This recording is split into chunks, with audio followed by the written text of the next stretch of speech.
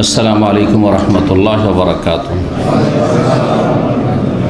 इन्नल हम्दुलिल्लाह नहमदुहु व नस्तईनुहु व नस्तगफिरुहु व नऊज़ु बिल्लाहि मिन शुरूरि अनफुसिना व मिन सय्यिआति अमालिना मन यहदिहिल्लाहु फला मुदिल्ल लहु व मन युद्लिल फला हादिय लहु व अशहदु अन ला इलाहा इल्लल्लाहु वहदहु ला शरीका लहु व अशहदु अन्ना मुहम्मदन अब्दुहु व रसूलुहु सल्लल्लाहु तआला अलैहि व अला आलिहि व सहबिहि व सल्लम तस्लीमन कसीरा। अम्मा बाद। सम्मानित दीनी भातृमंडলী, আল্লাহ রাব্বুল আলামিনের প্রশংসা এবং প্রিয় নবী মুহাম্মদ রাসূলুল্লাহ সাল্লাল্লাহু আলাইহি সাল্লামের উপর সালাত ও সালামের পর আজ জুমাবার 23শে রবিউল আউয়াল 1443 হিজরি মোতাবেক 29শে অক্টোবর 2021 ধারাবাহিক আলোচনা সহিহুল বুখারীর সালাতের পর্ব। সালাত যাকে ভারত উপমহাদেশের লোকেরা নামাজ বলে থাকে ফার্সি ভাষায়, উর্দু বাংলায় যেটা ফার্সি থেকে গিয়েছে। শরীয়তের পরিভাষা হচ্ছে সালাত, কিতাবুস সালাত, সালাতের পর্ব। ইনশাআল্লাহ এতে দীর্ঘ সময় ধরে আমরা চলতে থাকব, কারণ সালাত সম্পর্কে অনেক হাদিস সহিহ বুখারীতে রয়েছে এবং সবগুলি সহিহ হাদিস ইনশাআল্লাহ। সুতরাং এই সহিহ বুখারীর সালাতের হাদিসগুলি পড়ার উদ্দেশ্য হচ্ছে যে সালাত সম্পর্কে যেটি গুরুত্বপূর্ণ ইবাদত মুসলিম জীবনে তাওহীদের পরে লা ইলাহা ইল্লাল্লাহ এই কালিমা তাইয়্যিবার সাক্ষ্য প্রদানের পরে সবচেয়ে গুরুত্বপূর্ণ ইবাদত, যা মুসলিম কাফের মাঝে পার্থক্য করে খালিস মুসলিম আর ভেজালযুক্ত মুনাফিক মুসলিমের মাঝে পার্থক্য করে, তা হচ্ছে সালাত। এই বিশুদ্ধ সালাত, সঠিক পদ্ধতি এবং সালাতের বিধিবিধান, হুকুম আহকাম, তার গুরুত্ব, সালাত ছেড়ে দিলে তার জন্য কঠিন শাস্তি, এ সমস্ত দিকগুলি ইনশাআল্লাহ তাআলা আমরা সহিহ হাদিসের আলোকে জানতে পারব। আল্লাহ রাব্বুল আলামিন যেন আমাদেরকে কোরআন এবং সহিহ সুন্নাহর জ্ঞান অর্জনের তৌফিক দান করেন এবং সেই অনুযায়ী যাবতীয় ইবাদত বন্দেগী সম্পাদনের তৌফিক দান করেন। বিশেষ করে সালাত, যার সালাত ঠিক হয়েছে, কারণ সালাতের সম্পর্ক আপনার এই বডির সাথে, দুনিয়ার সাথে কোনো সম্পর্ক নেই। সালাত এমন একটি ইবাদত, আপনার মাথা থেকে পা পর্যন্ত এর ওপর আপনার ইসলামের বিধান কায়েম করতে পারলেই সালাত হয়ে যায়। কিন্তু অন্যান্য অনেক বিষয় রয়েছে যেগুলির জন্য পরিবার লাগে, সমাজ লাগে, দেশ লাগে, অর্থের সাথে সম্পর্কিত ইত্যাদি ইত্যাদি, যার ফলে সেখানে জটিলতা আছে। অনেক সময় নিয়ত থাকলেও পারবেন না করতে। যেমন সমাজে পাপ চলছে, পরিবারে অন্যায় কাজ হচ্ছে, ছেলে মেয়ের অন্যায় কাজ করছে, স্ত্রী অন্যায় কাজ করছে, বেহায়া বেপরদা চলছে, পারেন না অনেক সময়। কিন্তু সালাতের ক্ষেত্রে আপনি সহিশুদ্ধ সালাত শিখবেন, পড়বেন এবং সেই দিকে দাওয়াত দেবেন, কোনো বাধা আছে নাকি? এই জন্য বড় একজন মুহাদ্দিস মদিনার শেখ হাম্মাদ আল আনসারী রাহমাতুল্লাহ আলাইহি, শেখ আলবানীর পরে বড় মুহাদ্দিস, তিনি একজন ব্যক্তি যে সে খুব পরিচিত মানুষ, পরিচিত মুখ, এবং তার অনেক ভক্ত রয়েছে ভারত উপমহাদেশ। তার সালাত দেখলেন যে ভেজালযুক্ত সালাত রিয়াজে, তখন তিনি বলেছিলেন যে যেই লোকটা সালাতটাই ঠিক করতে পারেনি সে জাতিকে কি ঠিক করবে? যেই লোকটি সালাত ঠিক করতে পারেনি, যে নামাজটাই ঠিক করে পড়তে পারে না, সেই ব্যক্তি জাতিকে কি ঠিক করবে? তো এই সালাত সম্পর্কে আমরা ইনশাআল্লাহ তাআলা আলোচনা করব একটা সময় পর্যন্ত।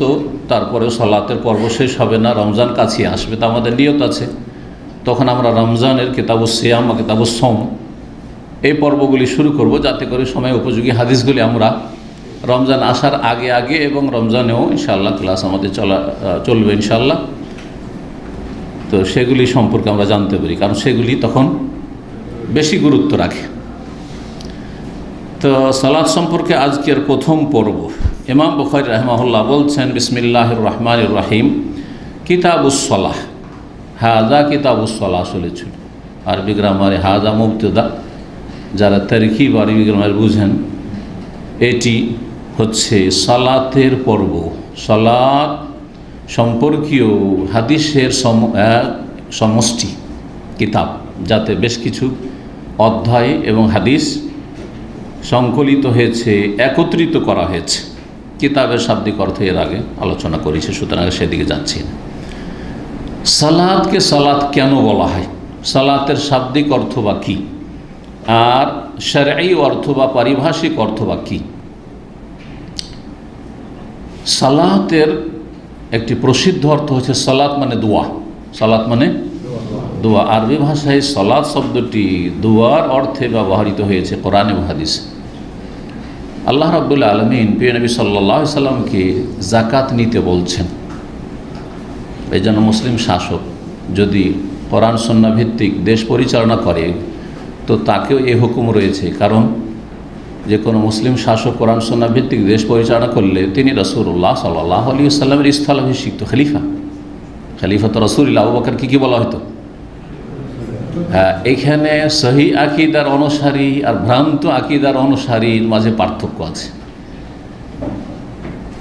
যে মুসলিম শাসক কোরআন সুন্নাহ ভিত্তিক দেশ পরিচালনার চেষ্টা করে তাকে রাসূলুল্লাহ সাল্লাল্লাহু আলাইহি ওয়াসাল্লাম খলিফা বলা হয়েছে। সাহাবীরা কি বলতেন আবু বকরকে? খলিফাতু রাসূলিল্লাহ সাল্লাল্লাহু আলাইহি ওয়াসাল্লাম, রাসূলুল্লাহ সাল্লাল্লাহু আলাইহি ওয়াসাল্লামের খলিফা। খলিফা মানে স্থলাভিষিক্ত। যেই স্থলে রাসূলুল্লাহ সাল্লাল্লাহু আলাইহি ওয়াসাল্লাম ছিলেন ওই জায়গাটি সুন্নতা যিনি পূরণ করলেন, সেই দায়িত্বগুলি পালন করলেন, রাসূলুল্লাহ সাল্লাল্লাহু আলাইহি ওয়াসাল্লাম খলিফা। তো খলিফা বলতে আগের যে শাসক ছিলেন তার জায়গায় যে জায়গায় পৌঁছিলেন, অধিষ্ঠিত হলেন, তিনি হচ্ছেন খলিফা। আর ভ্রান্ত আকীদা যাদের, আর ভ্রান্ত আকীদার অনুসারী তারা বলে আল্লাহর খলিফা। কি বলে শুনেছেন তাদের কাছে? কিন্তু এইখানেই কিন্তু হক বাতিলের পার্থক্য রয়েছে। সুতরাং সতর্ক সাবধান। কোনো একটি আয়াতে আল্লাহর খলিফা বলা হয় ইন্নী জাইলুন ফিল আরদে খলিফা, আমি জমিনে খলিফা তৈরি করব, খলিফাতি আমার খলিফা বলেছেন। একটি আয়াত, একটি হাদিস কেউ দেখাতে পারবে না। আমি এর আগেও বহুবার বলেছি, আমার খলিফা বললে আল্লাহ কখনো মানব জাতিকে সম্বোধন করেননি। তাহলে আদম আলাইহিস সালামের আগে পৃথিবীতে কোনো মানুষ ছিল না, তো তিনি আবার কার স্থলাভিষিক্ত, কার খলিফা? এখানে বিভ্রান্তির শিকার হয়েছে। তাহলে আল্লাহর খলিফা এবারে, আরে আল্লাহ তো কোনো সময় অনুপস্থিত নন। খলিফা কার লাগে? যে কখনো আছে কখনো নেই। আমি এই সপ্তাহে আছি, জুমাতে আছি, সুতরাং আমি আছি, আমার খলিফার দরকার কি? আমার এই জায়গায় তার কারো বসার দরকারটা কি আছে? কোনো প্রয়োজন নেই। কিন্তু এক সপ্তাহ আমি চলে গেলাম, উমরে চলে গেলাম, সফরে কোথাও চলে গেলাম, তখন আমার এই জায়গাতে খলিফা স্থলাভিষিক্ত প্রয়োজন। তার নাম হচ্ছে কি? আমার এই আলোচনা চালানোর জন্য, এই প্রোগ্রামটি বহাল রাখার জন্য খলিফা জানাসীন স্থলাভিষিক্ত। বুঝতে পারছেন? আল্লাহ তো গায়েব না, ওমা কুন্না গায়েবিন। আল্লাহ কেন বলছেন আমি তো অনুপস্থিত না, আল্লাহ হাজির। জি, কথা বুঝতে পারছেন? আর কোনো আয়াত বা হাদিস নেই যে আল্লাহর খলিফা। সুতরাং এটি ভ্রান্ত তাফসীর, ভ্রান্ত ব্যাখ্যা এবং রাজনৈতিক ব্যাখ্যা। আল্লাহর খলিফা মানুষ, সুতরাং আল্লাহ রাব্বুল আলামিনের যে হুকুম আহকাম আছে সেগুলির আর কি করতে হবে? বাস্তবায়ন করতে হবে। সুতরাং প্রত্যেক মানুষকে ক্ষমতা দখল করার চেষ্টা করতে হবে। কোথায় ব্যাখ্যাটা পৌঁছিল গিয়ে? প্রত্যেক মানুষকে ক্ষমতা দখলের চেষ্টা করতে হবে। আর সৎ মানুষকে, যেহেতু সৎ মানুষের সত্যিকার অর্থ মুসলিম, ঈমান এবং যাদের নেক আমল রয়েছে, সুতরাং সৎ মানুষদের একটি টিম, একটি দল এই কাজে বদ্ধপরিকর থাকবে। আর অসৎ যে নেতৃত্ব আছে ওকে টেনে ফেলবে। আর কি করবে? এর নাম হচ্ছে আন্দোলন। আর তারপরে টেনে ফেলার পরে নিজে সেখানে পৌঁছিবে, এর নাম হচ্ছে ইনকিলাব, বিপ্লব। আন্দোলন করে বিপ্লব ঘটাবে। বুঝতে পেরেছেন? এই হচ্ছে সিয়াসি তফসির। এর নাম কি?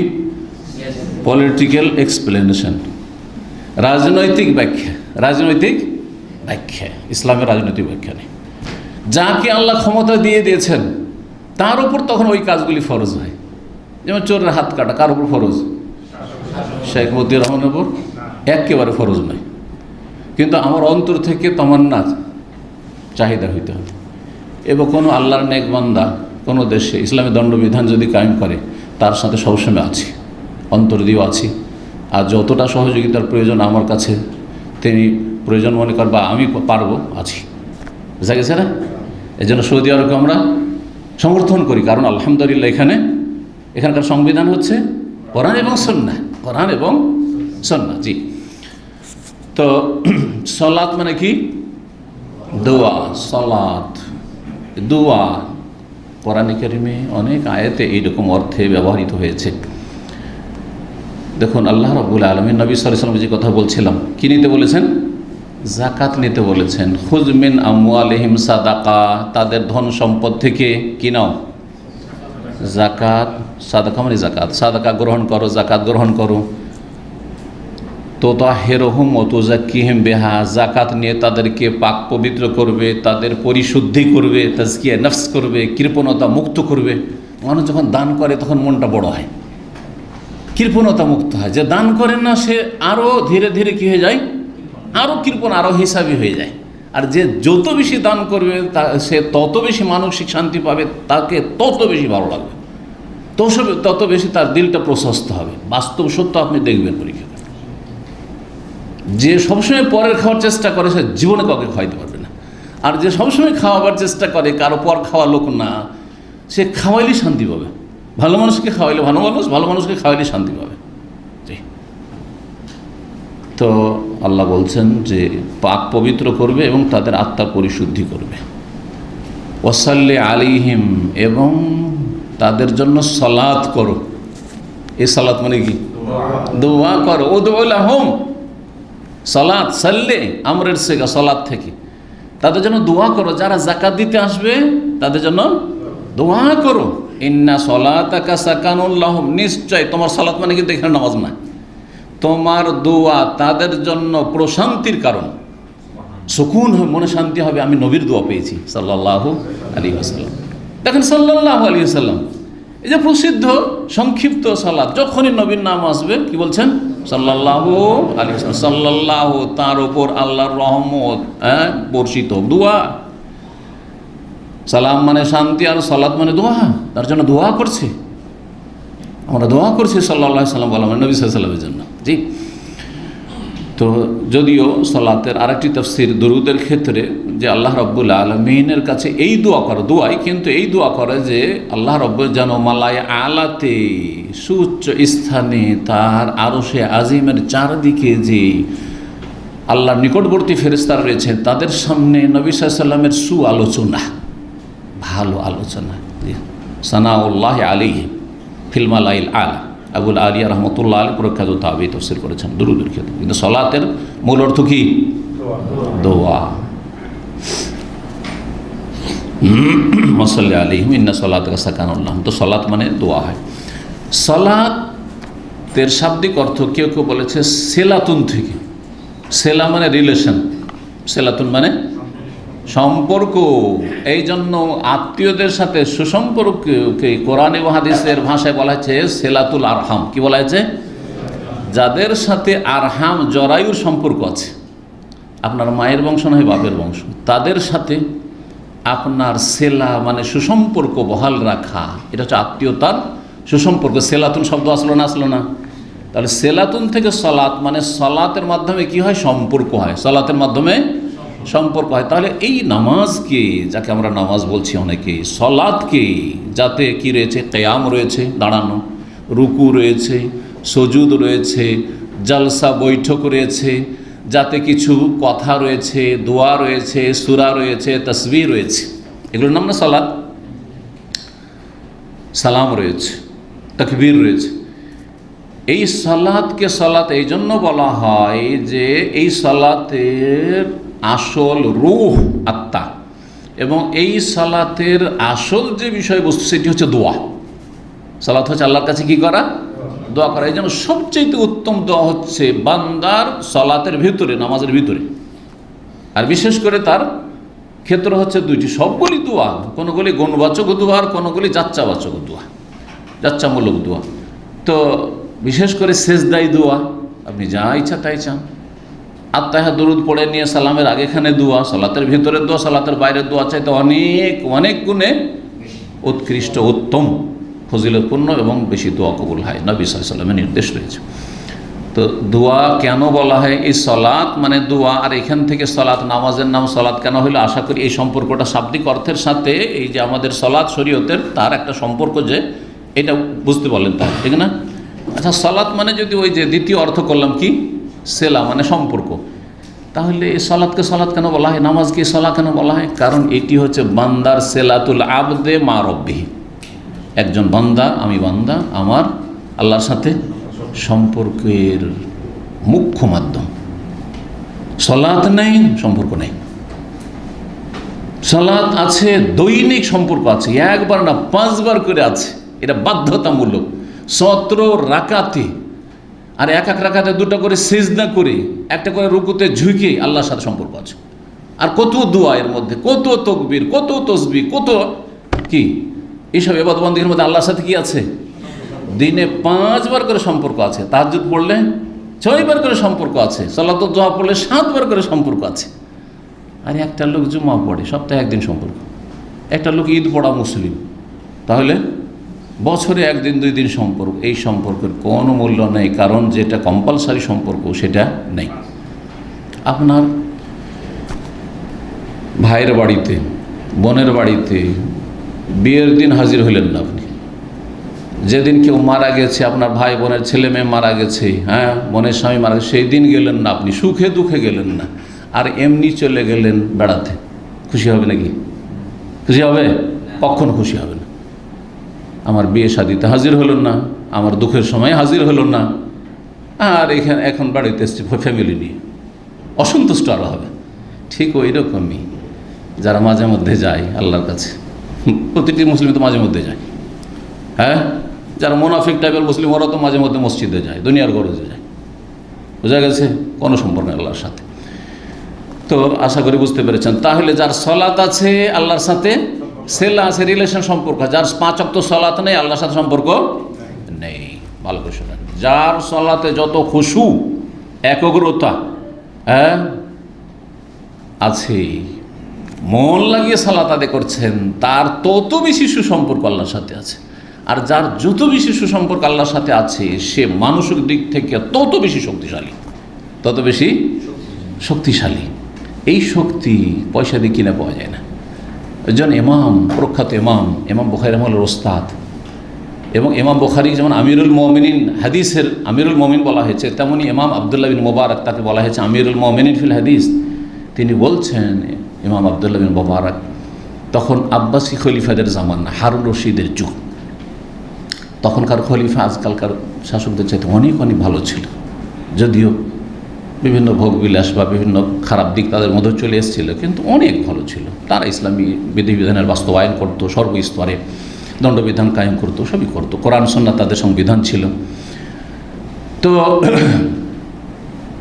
তিনি বলেছেন, যদি জানতে পারতো, অনুধাবন করতে পারতো এই শাসকরা যে মানহানফি, যেই শান্তিতে আমরা জীবনযাপন করছি, আলেম ওলামারা, আল্লাহর নেকবান্দারা, আবেদ জাহেদরা, আখেরাত পরকাল মুখীরা, দুনিয়া বিমুখরা যেই শান্তিতে জীবনযাপন করছি, এটা যদি মুসলিম শাসকরা জানতে পারতো, নেতারা জানতে পারতো, লাজালাদুনা বিসুয়ুফ, তাহলে তরবারি দিয়ে আমাদের কর্তন করতো, বাঁচতে দিত না। যে তোরা এত শান্তিতে, আর আমাদের টেনশনের শেষ নাই, আমাদের ভয়ভীতির শেষ নাই, অশান্তির শেষ নাই, তাই না? মানসিক রোগের শেষ নাই, আর তোদের কোনো মানসিক রোগ নেই, শুকনো রুটি খেয়েই শান্তি, ডাল ভাত খেয়েই শান্তি। সুবহানাল্লাহ, সুবহানাল্লাহ। ঈদ চলে যাচ্ছে, একজন নেক মানুষ নিজের জন্য নতুন কিছু কিনতে পারে না, ছেলে মেয়ের জন্য কিছু কিনতে পারে, তারপরও শান্তি কোত্থেকে আসে? এমনিতে আসে। আর দুনিয়াদার, বাড়িতে টিভি নেই, অশান্তি, ছেলে স্মার্টফোন পায় না, ছেলে, এখানকার দামামের ঘটনা, তার নিজের বাবা আমাকে বলছে যে ছেলে নিজে খুব দুঃখ করে বলছে যে নতুন যে কি বলছে, যেটাকে নতুন যেটা নতুন মডেল যেটা এসছে আর কি, সেটা নেবেও সে যদি শুরু করেছে, অথচ তার সুন্দর একটা মোবাইল আছে, আইফোন সম্ভবত নেবে। এখানে পরিবার নিয়ে বাস করে, বলছে যে আমরা দিব দিচ্ছি, কাজ চলছে। তখন সে ঘর তালাবন্ধ করে 1-2 দিন বেরিয়ে হয়নি, না খেয়েও অনশন ধর্মকাট শুরু করেছে বাড়ির মধ্যে। কত অশান্তি, কত অশান্তি। কিন্তু একজন নেক মানুষ এই মোবাইল কিনতেই পারে না, তারপর অশান্তিতে আছে আলহামদুলিল্লাহ, তারপর কত শান্তিতে আছে সব দিক থেকে আলহামদুলিল্লাহ। তো যে কথাটি বলছিলাম, যার যত বেশি আল্লাহর সাথে সুসম্পর্ক থাকবে, সে তত বেশি শান্তি থাকবে। মুসিবত না, কারণ কয়দিনের মুসিবত, দুনিয়ার নামই তো মুসিবত, সুখ আর দুঃখ মিলিত দুনিয়া। সামনে আমার আখিরাত উজ্জ্বল, আমার কোনো চিন্তা নেই। ফালা খাউফুন আলাইহিম ওয়া লা হুম ইয়াহজানুন, না কোনো চিন্তা না কোনো ভয় আছে আমার, ঠিক না? কারণ আল্লাহর সাথে আমার সম্পর্ক ঠিক আছে। আল্লাহ যেন বোঝার তৌফিক দান করেন। তাহলে শাব্দিক অর্থ হয়ে গেল সালাতের। পারিভাষিক অর্থ কি? আল্লাহরা বলেছেন সালাত বলা হয় এমন একটি গুরুত্বপূর্ণ ইবাদতকে যে আকওয়ালুন ওয়া আমালুন, যাতে কতিপয় কথা রয়েছে এবং কাজ রয়েছে। আকওয়ালুন ওয়া আমাল বা আফআল, আকওয়ালুন ওয়া আফআলুন, যাতে কতিপয় বাচনিক ইবাদত রয়েছে, কথা রয়েছে, ওয়া আফআল আর কিছু আমল কর্ম রয়েছে। মুফতাতাহাতুন বিত্তাকবীর ওয়া মুখতাতামাতুন বিত্তাসলিম, যে ইবাদতটি শুরু হয়, সূচনা হয় কি দিয়ে? তাকবীর, আল্লাহু আকবার, তাকবীরে তাহরিমা দিয়ে, আর সমাপ্তি ঘটে মুখতাতামাতুন মানে খতম হয় কি দিয়ে? বিত্তাসলিম, সালাম দিয়ে। জি, যাতে বেশ কিছু কথা আছে আর বেশ কিছু কাজ আছে, করতে হবে আর বলতে হবে সেগুলি। আর সেটা কোরআনে কারিমের তেলাওয়াতি হোক, অথবা তসবিহ হোক, অথবা দোয়া হোক, আর তাহিয়াত হোক, নবীর ওপর সালাত সালাম হোক, যাই হোক না কেন, যেটা শুরু হয় তাকবীরে তাহরিমা দিয়ে আর শেষ হয় সালাম দিয়ে। আর শেখ হোসেন রহমতুল্লাহ আলাই যেমন এর আগে বলেছে, এর সাথে আত্মা'আব্বুদুলিল্লাহ, এর মাধ্যমে আল্লাহর ইবাদত করা, আল্লাহর ইবাদত করা, এটি আল্লাহর ইবাদত, গুরুত্বপূর্ণ ইবাদত। তো এই ছিল সালাত সম্পর্কে কথা। আর তারপরে আমরা আসি অধ্যায়ের দিকে, হাদিসের দিকে। কিতাবুস সালাহ, এ হচ্ছে সালাতের পর্ব। প্রথম অধ্যায় বাবুন মানে হাজা বাবুন, আসলে এরকম ছিল। এই হচ্ছে এমন অধ্যায়, কাইফা ফরিজাতিস সালাহ, যে কিভাবে সালাত ফরজ করা হয়েছিল। ফিল ইসরা, নৈশ ভ্রমণের রাতে। আসরা ইউসরি, ইসরা মানে হচ্ছে রাতের ভ্রমণ, কি রাতের সফর। তা নবী করিম সাল্লাল্লাহু আলাইহি সাল্লামের রাতের সফর বলতে কোন সফর বোঝানো হয়েছে? মেরাজের সফর। সেটা দুই ভাগে বিভক্ত, একটা ছিল জমিনি সফর আর একটা ছিল আসমানি সফর। জমিনি সফর ছিল মক্কাতুল মুকাররমা থেকে বাইতুল মুকাদ্দাস প্যালেস্টাইন পর্যন্ত, আর তারপরে ওখান থেকে ছিল ঊর্ধ্ব গগনে সফর 7 আসমান পর্যন্ত। আল্লাহ রাব্বুল আলামিন তাকে ডেকেছিলেন এমন এক সময়ে, এমন এক পরিস্থিতি ছিল, প্রেক্ষাপট ছিল, যখন তিনি কাফেরদের কাছে নির্যাতিত, মানসিকভাবে, শারীরিকভাবে, পারিবারিকভাবে তিনি বিপদগ্রস্ত। চাচা যে সাপোর্টে ছিলেন আবু তালেব, তিনি মারা গেলেন, ইসলামটাও কবুল করলেন না, মারা গেলেন, সাপোর্ট আর পাচ্ছেন না, আর মারা গেলেন কুফরের অবস্থায়। মানসিক কষ্ট, শারীরিক কষ্ট শুরু হয়ে গেছে, নির্যাতন কাফেরদের পক্ষ থেকে শারীরিক শুরু হয়ে গেছে, জুলম অত্যাচার এই আবু তালেবের ইন্তেকালের সাথে। প্রিয়তম একমাত্র স্ত্রী খাদিজা রাদিয়াল্লাহু তাআলা, তিনি মারা গেছেন। এই সময় আল্লাহ রাব্বুল আলামিন সান্ত্বনা দিতে চাইলেন প্রিয় রাসূল সাল্লাল্লাহু আলাইহি ওয়াসাল্লাম। এর চাইতে বড় সান্ত্বনা আর কি হতে পারে? এর চাইতে বড় সুসংবাদ কি হতে পারে? যে আল্লাহ এমন একটি অসাধারণ ঘটনা ঘটাচ্ছেন, এমন একটি মুজিজা অলৌকিকত্ব যা মানুষ ধারণা করতে পারে না, যে একই রাতে, যেখানে 1 মাস ওটের পিঠে লাগে মক্কা থেকে এই শাম দেশ, ফিলিস্তিন, প্যালেস্টাইন, বাইতুল মুকাদ্দাস, সেখানে পৌঁছিলেন। আবার সেখান থেকে 7 আসমানে সফর করলেন। সুবহানাল্লাহ, এক আকাশ থেকে আর এক আকাশ হচ্ছে হাদিসের আলোকে 500 বছরের রাস্তা, 7 আকাশ অতিক্রম করলেন। সেখানে গিয়ে আল্লাহর সাথে কথা বললেন এবং আল্লাহ রাব্বুল আলামিন 5 ওয়াক্ত সালাত ফরজ করলেন, তা নিয়ে ফিরছেন। আবার তারপর মুসা আলাইহিস সালাম ফিরিয়ে দিচ্ছেন বারবার করে, 9 বার করে, শুনে রাখেন, 9 বার করে ফিরে যাচ্ছেন, 9 বার করে আল্লাহর কাছে যাচ্ছেন। আর 5 লং 45 কমলো, 50-এর ভিতরে 5 থাকলো, তো 9 বার যেতে হয় কিনা? 5 করে কমেছে। যে হাদিসে 10-10-এর কথা রয়েছে, বর্ণনাকারী সংক্ষেপ করে দিয়েছেন, শর্ট করে দিয়েছেন। অনেক সময় শর্ট কথা বলি না আমরা। তারপরে ফিরে আসলেন, ফিরে রাতের ভিতরে চলে এসেছেন, আবার বিছানায় পৌঁছে গেছেন। মক্কার লোকদের কোনো খবরই নেই, সকালবেলা ঘটনা শোনাচ্ছেন। কত বড় অসাধারণ ঘটনা!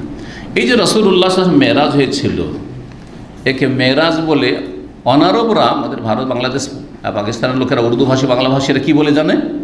মেরাজ। এছাড়া কেউ বুঝে না, ইল্লা কিছু আলেম ওলামার, যারা আলেম ওলামাদের সংসর্গে থাকে, যারা স্পেশালি লেখাপড়া করে, সিরাত সম্পর্কে ভালো জ্ঞান আছে, তারা নৈশ ভ্রমণ বা ইসরা বুঝে, কিন্তু ইসরা শব্দটি বুঝে না। অথচ কোরআনে কারিমে ইসরার কথা আছে। কোরআনে কারিম কি আছে?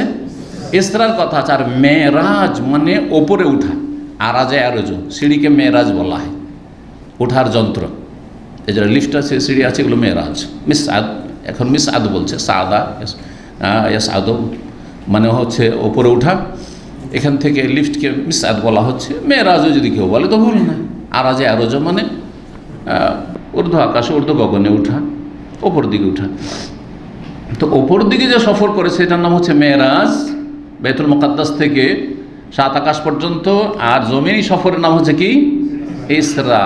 কোরআনে স্পষ্টভাবে ইসরার কথা এসেছে, মেরাজের কথা স্পষ্টভাবে কোরআনে কারিমে আসেনি, অস্পষ্ট এসেছে সূরা নজমে। তাহলে ইসরার কথা সূরায়ে বনি ইসরাইল, সূরাতুল ইসরা শুরুতে রয়েছে। আল্লাহ রাব্বুল ইরশাদ করেছেন, বিসমিল্লাহির রহমানির রহিম, সুবহানাল্লাযী আসরা বিআবদিহি লাইলাম মিনাল মাসজিদিল হারাম ইলাল মাসজিদিল আকসাল্লাযী বারাকনা হাওলাহু লিনুরিয়াহু মিন আয়াতিনা ইন্নাহু হুয়াস সামিউল বাসীর। এই যে সুবহানাল্লাযী আসরা বিআবদিহি, পাক পবিত্র সেই সত্তা, তাসবিহ পাঠ করছি সেই সত্তার, সেই জাতে পাকের। আল্লাযী আসরা বিআবদিহি, যিনি রাতের ভ্রমণ করিয়েছিলেন, রাতারাতি সফর করিয়েছিলেন তার বান্দাকে, স্পেশাল বান্দাকে এখানে বান্দা বলা হয়। তিনি কে? মুহাম্মদ রাসূলুল্লাহ সাল্লাল্লাহু আলাইহি ওয়াসাল্লাম। এখানে বুঝিয়ে দেওয়া হয়েছে যে নবী 7 আকাশে যেতে পারলেও তোমাকে সন্তান দিতে পারে না। নিজের সন্তান, ছেলে সন্তানকে বাঁচিয়ে রাখতে পারেনি, ঠিক না? নিজের স্ত্রীটাকে বাঁচাইতে পারেননি। 3 মেয়ে জীবদ্দশে মারা গেছে, তাদেরকে বাঁচিয়ে রাখতে পারেন। নবীর হাতে কিছু নেই এইরকম মনে করি না যে নবীর কাছে যা চাইব তাই পেয়ে যাব। তার ইন্তেকালের পরে জীবদ্দশাতে যা ইচ্ছা তাই চাইব, নবী দিয়ে দেবেন। হ্যাঁ, দোয়া ঠিক আছে, জীবদ্দশায় যখন বেঁচে আছেন দোয়া চাইতে পারে। সাহাবীরা দোয়া চেয়েছেন, কিন্তু সাহাবীরা কেউ চাইছেন ইয়া রাসূলুল্লাহ আমাকে জান্নাত দিয়ে দেন, আমাকে জাহান্নাম থেকে বাঁচিয়ে দেন, বলেছেন আমার জন্য দোয়া করেন, বিনা হিসেবে যাতে জান্নাত হবে, বলেছেন না? দোয়া চেয়েছেন। কিন্তু ইন্তেকালের পরে কেউ যদি নবী সাল্লাল্লাহু আলাইহি ওয়াসাল্লামের কবরের কাছে গিয়ে বলে ইয়া রাসূলুল্লাহ আমার জন্য একটু দোয়া করেন, হ্যাঁ, কোনো পুরুষ যদি দোয়া করে আপনার জন্য অবিবাহিত আছে, ইয়া রাসূলুল্লাহ হ্যাঁ আমার জন্য একটা ভালো মেয়ের ব্যবস্থা করে দেন, হ্যাঁ একটা সত্যি মেয়ের আমার খোঁজ সন্ধান দেন, চলবে না শিরক? এটা এই আয়াতে শেখানো হয়েছে। তার বান্দা, কার গোলাম? বান্দা মানে গোলাম, আল্লাহর গোলাম। তো আল্লাহর গোলামের কাছে চাইবেন না মালিকের কাছে চাইবেন? মালিকের কাছে চাও। আল্লাহর গোলাম হওয়া সত্ত্বেও তাকে রাতারাতি ভ্রমণ করিয়েছেন, লাইলান, রাতারাতি, মিনাল মসজিদিল হারাম, মসজিদে হারাম থেকে, এলাল মসজিদিল আকসা, মসজিদে আকসা বাইতুল মুকাদ্দাস পর্যন্ত। আল্লাযী বারাকনা হলো চারপাশেও বরকত রয়েছে, যার চারপাশে বরকত রয়েছে। যেমন মক্কা মদিনায় বরকত রয়েছে, তেমনি বাইতুল মুকাদ্দাসেও বরকত রয়েছে, কোরআনে কারীম দ্বারা প্রমাণিত। এই জন্য 3টি হচ্ছে পবিত্র মসজিদ, যেখানে সওয়াবের নিয়তে, নেকির উদ্দেশ্যে সফর করতে পারবে। চতুর্থ পৃথিবীর কোনো জায়গায় নেই যেখানে নেকির আশায় সফর করবেন। যাই বাইতুল মুকাররমে আমি সওয়াবের নিয়তে জুমা পড়ে আসি না, আমি যাবো, অনেকের সাথে দেখা সাক্ষাৎ হবে, অথবা আমার মনের শখ আছে যে একবার যাবো অমুক জায়গায় নামাজটা পড়ে আসি, সেটা আলাদা কথা। কথা বোঝা গেছে না? নেকির আশায় যায়, রিয়াজের যে বড় জামে মসজিদ আছে তিরাতে, ওখানে নামাজ পড়ে আসে, নেকির আশায় গেলে বেদাত। যাই আমি দামামে শুনেছি যে কিং ফাহাদ মসজিদ খুব বড় মসজিদ আছে, যাই ওখানে গিয়ে নামাজ পড়ে আসি। জোবেল থেকে কেউ আসছে বা আলাসা বা দূর থেকে কেউ আসছে, কাছে থেকে কেউ আসছে, অথচ তার আশপাশে মসজিদ আছে। যদি নেকির আশায় তাহলে বেদাত। আর যদি বলে যাই সেখানে আমার দিনী ভাইদের সাথে দেখাও হবে, বাংলা ভাষাভাষী, আর তারপরে ওখানে মনের একটা চাহিদা যে যাবো, শুনেছি সিকম মার্কেট, তো যাই ওখানে একদিন নামাজটা পড়ে, সেটা আলাদা কথা, আপনার সেটা ভিন্ন কথা। তো যাই হোক, কথা লম্বা হয়ে যাচ্ছে। কি বলছিলাম? ইসরার কথা কোথায় আছে? সূরা ইসরা। ইসরার নামে হচ্ছে সূরাতুল ইসরা। আর একটি নাম ইসরার নাম হচ্ছে সূরা বনি ইসরাইল, কারণ তারপরে আয়াতগুলিতে বনি ইসরাইলদের কথা বর্ণনা করা হয়েছে। ওয়া আতাইনা মূসাল কিতাব ওয়া জাআলনাহু হুদাল লিবনি ইসরাইল। আর মেরাজ, মেরাজের কথা স্পষ্ট এসেছে সূরা নজমে, সূরা নজমে। সুম্মা দানা ফাতাদাল্লা ফাকানা কাবা কাউসাইনি আও আদনা ফাওহা ইলা আবদিহি মা আওহা মা কাযাবাল ফুয়াদু মা রাআ ফাতুমারুনাহু আলা মা ইয়ারা ওয়া লাকাদ রাআহু নাজরাতাল উখরা ইনদা সিদরাতিল মুনতাহা। এই তাকে দেখেছেন নাজলাত আল উখরা আরেকবার সিদরাতুল মুনতাহার কাছে। কেউ এই আয়াতের তাফসীর ভুল বুঝেন, আল্লাহকে দেখেছেন না, নবী সাল্লাল্লাহু আলাইহি ওয়াসাল্লাম আল্লাহকে এই পৃথিবীর চক্ষু দিয়ে দেখেন নাই, অন্তর দিয়ে দেখেছেন। রাআহু বিফুয়াদিহি, সেই হাদিস দ্বারা প্রমাণিত। মা আয়েশা সিদ্দিকা রাদিয়াল্লাহু তাআলা আনহা নবী সাল্লাল্লাহু আলাইহি ওয়াসাল্লাম সম্পর্কে সবচেয়ে বেশি জানতেন, কারণ সবচেয়ে প্রিয়তমা স্ত্রী। তিনি বলছেন সহিহ মুসলিমের হাদিস, মান হাদ্দাসাকুম, তোমাদেরকে কেউ যদি বয়ান করে বলে যে আন্না রাসূলুল্লাহ সাল্লাল্লাহু আলাইহি ওয়াসাল্লাম রাআ রাব্বাহু ফাকাদ আযামাল ফিরিয়াতা, যে রাসূলুল্লাহ সাল্লাল্লাহু আলাইহি ওয়াসাল্লাম আমার স্বামী আমার রাসূল তার রবকে স্বচক্ষে দেখেছেন, তাহলে সেই ব্যক্তি চরম মিথ্যারোপ করল। আযামাল ফিরিয়া, চরম মিথ্যাচার করল, মিথ্যা কথা। তাহলে আল্লাহকে দেখেননি, তবে আল্লাহর সাথে কথা বলেছে। কথা বলার জন্য দেখা জরুরি নাকি? আমাদের মতো সাধারণ মানুষের সাথে হাজার হাজার লোক প্রতিদিন কিছু না কিছু লোক তো কথা বলছে, দূর দূর থেকে এমন এমন লোকেরা কথা বলছে যাদের সাথে জীবন হয়তো দেখা সাক্ষাৎ হবে না। কথা বলে না, বলছে কথা বলি, কিন্তু দেখেছি, ভিডিও কলে দেখেছি, হইতে পারে, কিন্তু সরাসরি তো ওই রকমই আল্লাহ রাব্বুল আলামিনকে রাসূলুল্লাহ স্বচক্ষে দেখেননি, তবে কথা বলেছেন। মূসা আলাইহিস সালাম যেমন কথা বলেছেন, এই বৈশিষ্ট্য আল্লাহ মূসাকে দিয়েছেন, তো আমাদের রাসূল সাল্লাল্লাহু আলাইহি ওয়াসাল্লামকে যত নবীদের বৈশিষ্ট্যগুলি সবগুলি দিয়েছেন। এটা মনে রাখবেন, কেউ কথা মনে করবেন না যে এমন কোন নবী আছে যাকে এমন কিছু আল্লাহ বৈশিষ্ট্য দিয়েছেন যেগুলি আমার নবীর মধ্যে ছিল না। নবী করিম সাল্লাল্লাহু আলাইহি ওয়াসাল্লামের মধ্যেই সমস্ত নবীদের যেই দিকগুলি ছিল ফজিলতের, সবগুলি বিদ্যমান ছিল। এই জন্য সবচেয়ে শ্রেষ্ঠ রসুল মুহাম্মদ রাসূলুল্লাহ এবং সর্বশেষ রসুল। সুতরাং আহলে সুন্নাত ওয়াল জামাত এই বিশ্বাস করে যে রাসূলুল্লাহ সাল্লাল্লাহু আলাইহি ওয়াসাল্লামের যে নৈশ ভ্রমণ হয়েছিল, মেরাজ হয়েছিল, জমিনি সফর আর আসমানি সফর, সেটা সশরীরে বেজাসাদিহি ওয়া রূহি, দেহ এবং আত্মা সহ। শুধু আত্মার নয়, আত্মা সফর করেছে এমনটা নয়, আত্মা এবং দেহ, যেই দেহ মানুষের থাকে সেই নবী সাল্লাল্লাহু আলাইহি ওয়াসাল্লামের দেহ মোবারক সফর করেছে সাত আসমানের। এর ভিন্ন যে মত পোষণ করেছে সেটি ভ্রান্ত মত, এবং যদি কোনো এমন ব্যক্তি যার ইসলামের খেদমতও আছে কিন্তু তিনি এইরকম মত যদি পোষণ করে থাকেন, বিভ্রান্তি শিকার হয়েছেন বা তার পদস্খলন ঘটেছে, সেটি বর্জনীয়। অবশ্য সেটি বর্জনীয়, নাম বলার অনেক সময় প্রয়োজন করে না, কিন্তু এটা জেনে রাখতে হবে যে আপনাকে বিশ্বাস করতে হবে যে রাসূলুল্লাহ সাল্লাল্লাহু আলাইহি ওয়াসাল্লামের এই মেরাজের সফর হয়েছে সশরীরে এবং আত্মা সহ, আত্মাও এবং শরীরও দুটি।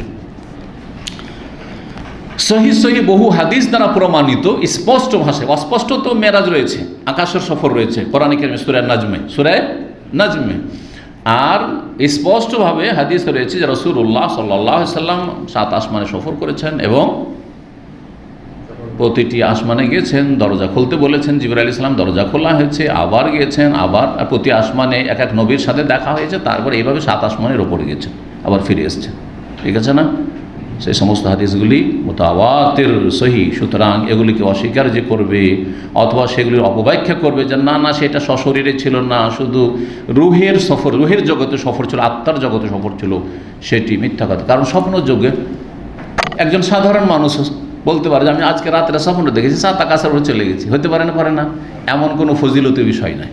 আর মেরাজ বিশাল একটি ফজিলতের বিষয় আর আশ্চর্যজনক বিষয়। এই জন্য আল্লাহ কোরআনে কারীমে এই ঘটনার বর্ণনা শুরু করেছেন সুবহান দিয়ে।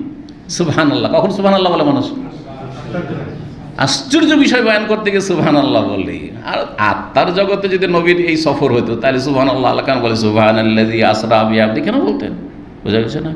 10টি দলিল ইমাম ইবনুল কাইয়িম রাহিমাহুল্লাহ আর অন্যান্য আইম্মায়ে কেরামগণ আলোচনা করেছেন যে রাসূলুল্লাহ সাল্লাল্লাহু আলাইহি ওয়াসাল্লামের সশরীরে মেরাজ হয়েছে।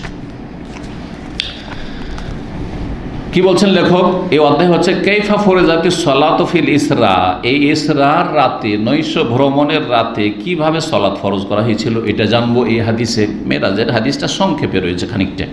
ওয়াকাল ইবনে আব্বাস রাদিয়াল্লাহু তাআলা আনহু বলেছেন, হাদ্দাসানি আবু সুফিয়ান রাদিয়াল্লাহু তাআলা আনহু পরে ইসলাম কবুল করেছিলেন, তিনি বর্ণনা করেছেন ফি হাদিসে হেরাকল যে রোমের রাজা, সেই রাজার সাথে যে ঘটনা ঘটেছিল সামদেশে, আবু সুফিয়ানের সাক্ষাৎকার সেখানে রাজদরবারে, সেই হাদিসটা বর্ণনা করতে গিয়ে, আর সেই হাদিসটি যে ঘটনাটি ঘটেছিল সেটা তার কুফরির অবস্থায়, তাহলে ঘটনাটি তিনি জেনেছেন বা ঘটনাটির সম্মুখীন হয়েছেন কুফরির অবস্থায়, আর বর্ণনা করেছেন বর্ণনাকারী সাহাবী হওয়ার পরে, মুসলিম হওয়ার পরে।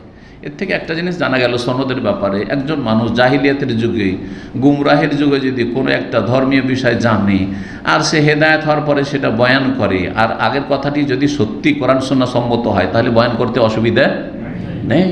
একটা লোক বেনামাজি ছিল, সেই সময় ধরেন একটা ধর্মীয় আলোচনা শুনেছে, ঠিক না, বা নাস্তিক ছিল, সেই সময় একটা ধর্মীয় আলোচনা শুনেছে, কাফের মুশরিক মাজার পূজারি ছিল, সেই সময় একটা আলোচনা শুনেছে, আর সঠিক কোরআন সুন্নাহ ভিত্তিক, আর তারপরে হেদায়েত হওয়ার, তাওহীদবাদী হওয়ার পরে, নামাজি হওয়ার পরে, ধার্মিক হওয়ার পরে সে সেটা বয়ান করছে, তাহলে বহন করেছিল কুফরের অবস্থায়, আর সেটা আদায় করেছে, মানে পেশ করেছে কখন? ইসলামের অবস্থায়। এর বৈধতা প্রমাণিত হয় এই আবু সুফিয়ান ঘটনা থেকে। এটা সনদের একটা দিক। তিনি বলছেন ইয়ামুরুনা, আমাদেরকে তিনি নির্দেশ দিচ্ছেন, অর্থাৎ নবী করিম সাল্লাল্লাহু আলাইহি সলাতের, ওয়াল সিদকে এবং সততার, ওয়াল আফাফ এবং সচ্চরিত্রতা। সচ্চরিত্রতা কাকে বলে? এটা পশ্চিমা প্রভাবিত যেহেতু আজকালকার মুসলিমরাও, আর ভাষাগুলি কিন্তু অনইসলামিক ভাষা আমাদের, সেই জন্য মহিলাদের ক্ষেত্রে শুধু শব্দটি আমাদের দেশে ব্যবহৃত হয় বাংলায়, সতী। সতীত্ব কার? এটা হিন্দুদের থেকে এসছে কিন্তু, কারণ হিন্দুদের কাছে মহিলার সতীত্ব, আর পুরুষ যেখানে সেখানে জেনা করে বেরিয়েছে, যেখানে সেখানে হয়তো সমকামিতায় লিপ্ত থেকেছে, এই ক্ষেত্রে কিন্তু এইটা বলা হয় না যে সতী, সুতরাং ওই ক্ষেত্রে আর গুরুত্ব অত দেওয়া হয় না। একটা মেয়ে সম্পর্কে একটু ব্যাড রিপোর্ট পেয়ে যান যে ওর কারোর সাথে কি ছিল, প্রেম ছিল, না না না বিয়ে করা যাবে না, কিন্তু যেই ব্যক্তি বলছেন না না বিয়ে করা যাবে না, ও যে কত খারাপ ছিল ওর খবর নেই। ইসলামের দৃষ্টিতে দুটোই সমান, পুরুষ নারী দুটোই সমান। একে বলা হয় আফাফ। আফাফ যে সচ্চরিত্রের অধিকারী, নর হোক অথবা নারী হোক, যে কোনোদিন জেনা ব্যভিচারের কাছে যায়নি, প্রেমের মতো রোগে আক্রান্ত হয়নি, হ্যাঁ, তারপরে সে ব্লু ফিল্ম দেখায় আক্রান্ত নয়, সচ্চরিত্র অধিকারী সেই ব্যক্তি কোনোদিন সমকামিতায় লিপ্ত হয়নি, এই নোংরামিতে এত নিচে নেমে যায়নি, সে হচ্ছে আফিফ। ওকে কি বলা হয়? আফিফ বলা হয় ওই ব্যক্তিকে, আর এই গুণটিকে বলা হয় আফাফ। তো নবী করিম সাল্লাল্লাহু আলাইহি ওয়াসাল্লাম যেসব ভালো কাজের নির্দেশ প্রদান করছেন, এই বিবৃতি তিনি দিয়েছিলেন কুফরির অবস্থায়, কিন্তু মিথ্যা বলতে পারেনি। কারণ আরবরা কাফের মুশরিক 360টা মূর্তির পূজা করছে কাবা ঘরের চারপাশে, ঘরে ঘরে দেবদেবীর পূজা, মূর্তি প্রতিমা পূজা করছে, কিন্তু মিথ্যা বলা তাদের মাঝে চরম ঘৃণিত কাজ ছিল, অপরাধ ছিল, মানহানির বিষয়। কেউ যদি জানতে পারে সমাজে যে আবু সুফিয়ান মিথ্যা কথা বলেছে, তাহলে তার বড়ই মানহানি হয়ে যাবে। বলছি এই ভয় যদি না থাকতো, তো মুহাম্মদ সাল্লাল্লাহু আলাইহি ওয়াসাল্লাম সম্পর্কে যে আমাকে মন্তব্য করার জন্য ডেকেছিলেন রাজা হেরাকল, রোমের রাজা, যখন নবী সাল্লাল্লাহু আলাইহি ওয়াসাল্লাম ইসলামের দাওয়াতের চিঠি পৌঁছিল, তখন ওখানে কিছু তো আমি মিথ্যা ঢুকাইতাম, কিছু তো মিথ্যা আর সংমিশ্রণ ঘটাইতাম, কিন্তু ভয় লাগলো যে আমার পাশে পিছনে কিন্তু আমার সঙ্গীরা শুনছে, ওরা এসে মক্কাতে বলে দেবে যে আবু সুফিয়ান ওখানে রাজার সামনে মিথ্যা কথা বলে এসে, মিথ্যাচার করে এসেছে। অথচ আজকাল অনেক মুসলিম আছে অহরহ মিথ্যাচার করছেন। হ্যাঁ, খুব নোংরা চরিত্র এটি। জি, যে ব্যক্তি মিথ্যা বলতে সব পাপ করে নিতে পারে, এই জন্য মিথ্যা কিন্তু অনেক, বা সব পাপেরই মূল। পাপ করিনি বলছে পাপ করিনি, অপরাধ করে বলছে অপরাধ করিনি, ডিউটি না করবে ডিউটি করে নিয়েছি, ডিউটিতে না এসে বলছে ডিউটিতে আছে, ঠিক কিনা? রুজি হারাম হয়ে যাচ্ছে, আর তারপর কত অহরহ মিথ্যা কথা হয়ে যাচ্ছে। কত একটা মিথ্যা কথা যদি বলেন একটা পাপকে ঢাকার জন্য, তো বহু পাপে লিপ্ত হইতে হচ্ছে, বহু পাপে লিপ্ত হইতে হচ্ছে। যাই হোক, রাসূলুল্লাহ সাল্লাল্লাহু আলাইহি ওয়াসাল্লাম তোমাদেরকে কি নির্দেশ দিচ্ছেন, প্রশ্ন কিন্তু এখানে বলা হয়নি, হাদিসটা অনেক লম্বা আছে, তার ছোট্ট একটা অংশ। আবু সুফিয়ানকে জিজ্ঞাসা করলেন সেই রোমের রাজা যে আচ্ছা আমার কাছে যে চিঠি এসেছে, তোমাদের ওখানে যে একজন নবী রসুল বলে দাবি করেছেন মুহাম্মদ নামে, তিনি বেমাজা ইয়ামুরুকুম, তোমাদেরকে কি কি কথা কাজে নির্দেশ দিচ্ছেন? তখন তিনি বলেছেন ইয়ামুরুনা বিসসালাতি ওয়াসসিদকি ওয়াল আফাফি, আমাদেরকে সালাত পড়তে বলছেন, ওয়াসসিদকি সত্য কথা বলতে বলছেন, সত্য আচরণ করতে বলছেন, ওয়াল আফাফে সচ্চরিত্রে নির্দেশ যেন আমরা জেনা ব্যভিচার অশ্লীলতার কাছে না যাই, ওয়ালা তাকরাবুল ফাওয়াহিশা মা যাহারা মিনহা মা বাতান, প্রকাশ্যে হোক আর গোপনে হোক কখনো অশ্লীল কথা কাজের ধারে কাছে যাবে না। এই হচ্ছে কোরআন হাদিসের নির্দেশ, কোরআনের আয়াত। এই বলে তিনি প্রশংসা করেছিলেন। আল্লাহ পরে হেদায়েত নসিব করেছিলেন অনেক পরে। জি, 349 নম্বর হাদিসের বর্ণনাকারী সাহাবী হচ্ছেন প্রখ্যাত সাহাবী আনাস বিন মালিক রাদিয়াল্লাহু তাআলা আনহু। তিনি বলছেন, কানা আবু যার ইউহাদ্দিসু, আবু যার রাদিয়াল্লাহু তাআলা আনহু বিখ্যাত সাহাবী, তিনি হাদিস বর্ণনা করেছেন বা করছেন, আন্না রাসূলুল্লাহ বলেছেন। তাহলে একজন সাহাবী আর একজন সাহাবী থেকে হাদিস বর্ণনা করছেন। বেশ কিছু হাদিস এমন আছে যে এক সাহাবী আর এক হাদিস থেকে আর এক সাহাবী থেকে হাদিস বর্ণনা করছেন। জি, কি হাদিস ছিল যে রাসূলুল্লাহ সাল্লাল্লাহু আলাইহি ওয়াসাল্লাম বলেছেন কি, ফরেজা আল আন সাকফে বাইতি, আমার ঘরের ছাদ বিদীর্ণ করা হলো। ফারাজা বা ফাররাজা মানে ফাটিয়ে দেওয়া, খুলে দেওয়া, উন্মুক্ত করা। এই জন্য লজ্জাস্থানকে ফরজ বলা হয়। লজ্জাস্থান কি বলা হয়? ফরজ বলা হয়। নর নারী দুই ক্ষেত্রে বলা হয়, আর বিশেষ করে নারীদের ক্ষেত্রে বলা হয়। কারণ নর হোক আর নারী হোক, লজ্জাস্থানে ছিদ্র আছে না নেই? অবশ্যই আছে। তো এই জন্য কি বলা হয়? লজ্জাস্থানকে ফরজ বলা হয়। তো ফরেজা আন সাকফে বাইতি, আমার ঘরের ছাদ বিদীর্ণ করা হইল, ফাটিয়ে দেওয়া হইল বা খুলে দেওয়া হইল, উন্মুক্ত করা হইল। ওয়ান আবি মক্কা, তখন আমি মক্কায় ছিলাম। তখন কোথায় ছিলাম? মক্কায় ছিলাম। তাহলে রাসূলুল্লাহ সাল্লাল্লাহু আলাইহি সাল্লামকে কোথা থেকে নিয়ে যাওয়া হয়েছে? মক্কা থেকে নিয়ে হয়েছে। আর কোন জায়গা থেকে মক্কার? এই হাদিস নিজের বাড়ি, বাইতি বলা হয়েছে, নিজের বাড়ি থেকে নিয়ে যাওয়া হয়েছে। কীভাবে নিয়ে হয়েছে? দরজা দিয়ে বের করেছেন। জিবরাইল আলাইহিস সালাম এসে দরজা দিয়ে বের করে নিয়ে গেছেন? না, ঘরের যে ছাদ মানে এই নয় যে পাকা ছাদ হইতে হবে। আমরা আজকাল ছাদ কোনটাকে বলছি? পাকা হলে ছাদ না, ছাউনি। খেজুর পাতার যদি ছাউনি থাকে, ইজখের ঘাসের ছাউনি হয়তো মক্কাতে। এই জন্য হাদিসে এসেছে যে ইয়া রাসূলুল্লাহ, আপনি যে মারা গেছেন, মক্কার ঘাস টাস কাটা যাবে না, তো ইজখেরটার অনুমতি দেন, কারণ ওইটাই দিয়ে আমরা কি করি? ছাউনির কাজ করি, খড়ের ঘর। জি, তো ছাদ খুলে দেওয়া হইলো, মানে ওই ছাউনি খুলে দেওয়া হইলো আর নিয়ে যাওয়া হলো। তাহলে এই হাদিস প্রমাণ করে যে নবী সাল্লাল্লাহু আলাইহি সাল্লামের 900 ভ্রমণ মেরাজ শুরু হয়েছিল নিজ বাড়ি থেকে। কিন্তু পরস্পর বিরোধী হাদিস রয়েছে, ওগুলো জেনে নেওয়া ভালো। এখানে কিন্তু আসেনি, কিন্তু অন্য হাদিস পড়বেন। একটা হাদিস আসবে যে ওয়ানাফি বাইতে উম্মে হানি, আমি উম্মে হানির বাড়িতে ছিলাম। উম্মে হানির বাড়িতে ছিলাম, এখানে আছে আমার বাড়িতে, আর ওখানে আছে উম্মে হানি। উম্মে হানি কে ছিলেন?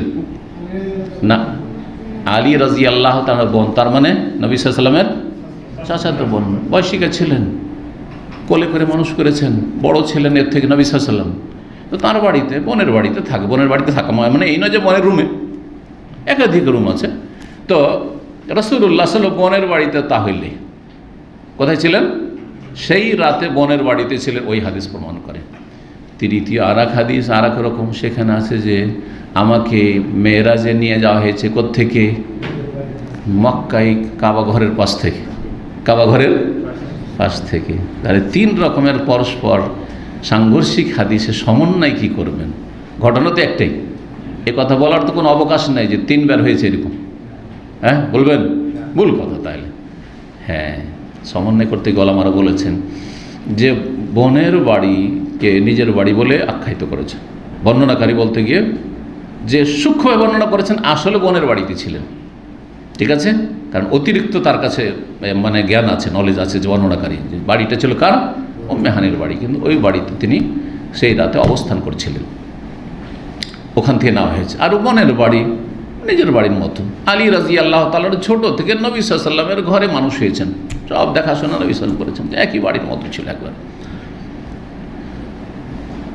তো যেই হাদিস আছে যে কাবা ঘরের পাশ থেকে, ওর সাথে কীভাবে সমন্বয় হবে?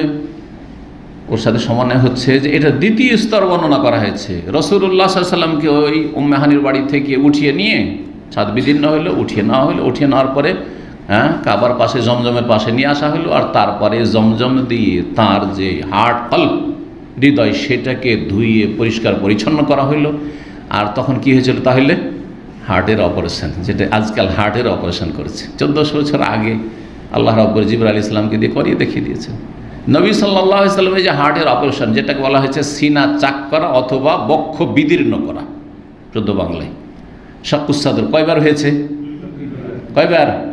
2 বার। একবার হয়েছে বাল্য জীবনে, যখন হালিমা সাদিয়া দুধ মায়ের বাড়িতে অবস্থান করছিলেন আর বকরি ছাগল চড়াচ্ছিলেন, আর ছোটো ছোটো সাথী সঙ্গে ওরা সব বকরি চড়াচ্ছে, হঠাৎ করে জিবরাইল আলাইহিস সালাম ধরে নিয়ে ফেলে দিয়ে আর দেখতে পাচ্ছেন তারপরে কে যেন আসলো, আর তারপরে তাকে কি করলো, বক্ষ ফেড়ে দিল, আর তারপর কি করলো টরলো, চেহারাটা পরিবর্তন যেন একটু ভয়ে ভীত, কিন্তু তারপর সুস্থ, কিছু নেই। দাগ ছিল কিন্তু নবী সাল্লাল্লাহু আলাইহি সাল্লামের বক্ষে দাগ ছিল, যে যাতে কেউ এটা অস্বীকার না করে যে মিথ্যাচার করা হয়েছে, দাগ ছিল, কিন্তু সাথে সাথে ভালো হয়েছে। এমন নয় যে অপারেশন করার পরে, যাদের ওপেন সার্জারি, অপারেশন করার পরে দীর্ঘ সময় ভালো হইতে লাগছে, ঘা শুকাতে লাগছে না, ওই সময় হয়েছিল। ভয় পেলেন হালিমা সাদিয়া রাদিয়াল্লাহু হালিমা সাদিয়া, আর তারপরে তখন মায়ের কাছে দিয়েছিল, কি হয় না হয় এত আমি ঝুঁকিয়ে দিতে পারবো না, যাক দিয়ে আসি, আমানত ওর মাকে দিয়ে চলে আসি। আরেকবার হয়েছিল এই মেরাজের সময়। জি, ওই কথাটা এখানে আসছে। তাহলে সমন্বয় আশা করি বুঝতে পারলেন যে ঘটনা মক্কাতে হয়েছিল এবং প্রথম শুরু হয়েছে উম্মে হানির বাড়ি থেকে, আর তারপরে নিয়ে আসা হয়েছে কাবার কাছে। ফানাজালা জিবরিল, জিবরাইল আলাইহিস সালাম নেমে আসলেন, ফাফারাজা সাদরি, আমার সিনা বক্ষকে বিদীর্ণ করলেন, সুম্মা গাসালাহু বিমায়ে জমজম, তারপরে সেটাকে ধুয়ে দিলেন জমজম পানি দিয়ে। মানুষের কলবে যেমন ভালো বৈশিষ্ট্য আছে, ভালো গুণ আছে, ভালো শক্তি আছে, তেমনি মন্দ শক্তি আছে, মানুষের প্রত্যেক মানুষের আছে।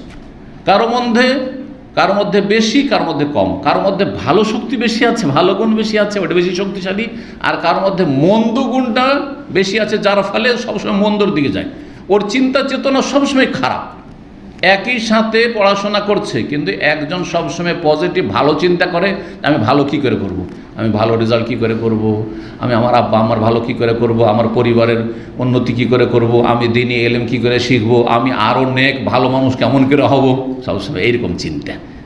এগুলো কিন্তু কলবে আসছে না, সবগুলির কথা কিন্তু কলবে উদ্রেক হচ্ছে। আর কিছু মানুষ আছে যাদের মধ্যে এই খারাপ গুণগুলো বেশি আছে, সবসময় খারাপ চিন্তা। নতুন এসেছে দামামে, এরকম বহু ঘটনা শুনেছি। তারপর আসার পরে কোথায় মদ পাওয়া যায়, কোথায় ব্যভিচারের সুযোগ সুবিধা আছে, কোথায় সমকামিতা হয়, তো কোথায় আউযুবিল্লাহ, কোথায় কি হয়, কোথায় কোন পাপ হয়, কোথায় নারী ব্যবসা কারা করে, ওই যেগুলো ভেগে আসে সেসব কাজের মেয়েগুলো সেগুলোকে কোনো এক জায়গায় রাখে, আর এগুলো করে কোথা থেকে, আর খোঁজ পায়, তারপরে তাদের সাথে সম্পর্ক হয়ে যায়, আর তারপরে এইরকম আসামের কাঠগড়ে কত গেছে, আর 5 বছর করে জেলে গেছে। আরে আমার এই দামামের ইতিহাসে কত এরকম লোকের অনুবাদ করেছি, কথা বুঝতে পেরেছেন?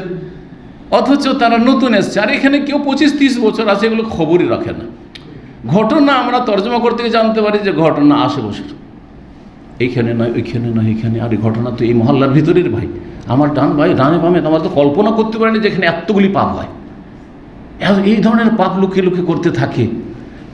ডাস্টবিন থেকে মদ উঠিয়ে নিয়ে যায়, একজন ডাস্টবিনে রেখে গেল, ভাবলো যে ডাস্টবিনের কিছু ফেললো, আর আরেকজন কিছুক্ষণ পরে ডাস্টবিন নাড়াচাড়া করছে, ওখান থেকে মনে করছে যে হয়তো কিছু খুঁজছে ওইখানে। কল্পনা করতে পারে একজন ভালো মানুষ। যদি আমরা এগুলো না জানতো কোত্থেকে মদে ধরা পড়েছে, তাহলে আমরা এগুলো বুঝতেই পারতাম না। বুঝতে পারছেন না?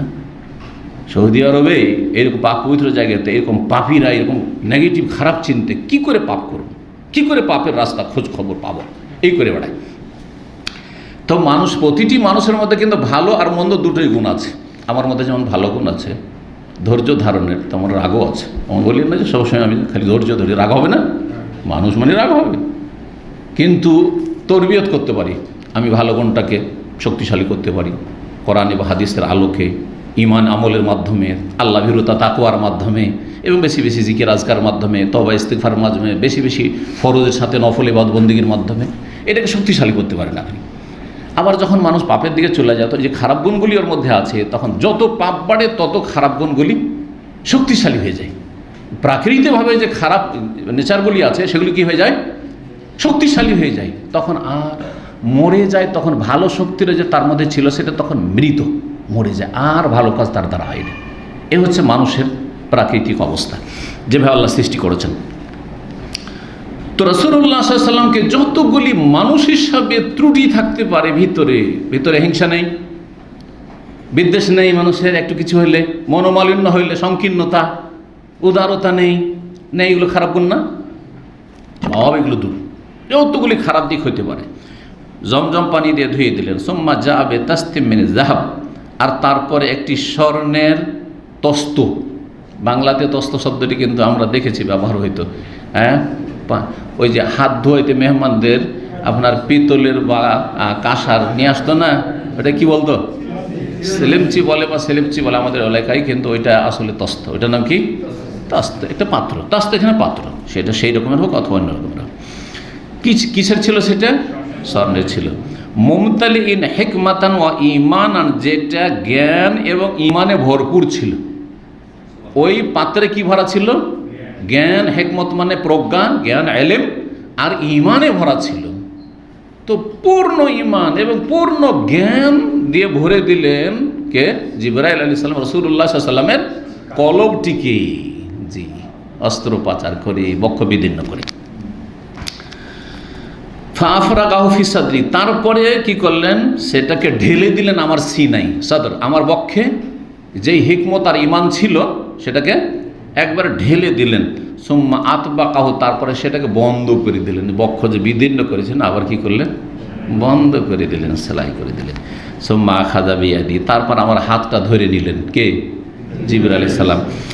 ফারাজা ইলা সামাইদ দুনিয়া, তারপরে আমাকে নিয়ে উঠলেন নিকটবর্তী আকাশের উদ্দেশ্যে। কত সংক্ষেপ করে দিলেন! জমিনি সফর, এখন মক্কাতে এইটা হইল বক্ষ বিদীর্ণ, আর তারপরে বাইতুল মুকাদ্দাসের সফরের কথা কিন্তু এখানে উল্লেখই হইল না। আল্লাযী আসরা বিআবদিহি লাইলাম মিনাল মাসজিদিল হারাম ইলাল মাসজিদিল আকসা, এই হাদিসে কিন্তু আসলো না, এই যে সংক্ষেপ করে দেওয়া হয়েছে। এখন শুরু হয়ে গেল কি? আকাশের আলোচনা। সুম্মা যেহেতু এলা সামাইদ দুনিয়া, তারপরে আসলাম আমি নিকটবর্তী আকাশ, মানে প্রথম আকাশে। দুনিয়ার আকাশ, দুনিয়াকে দুনিয়া কেন বলা হয়? দুটি অর্থ এর।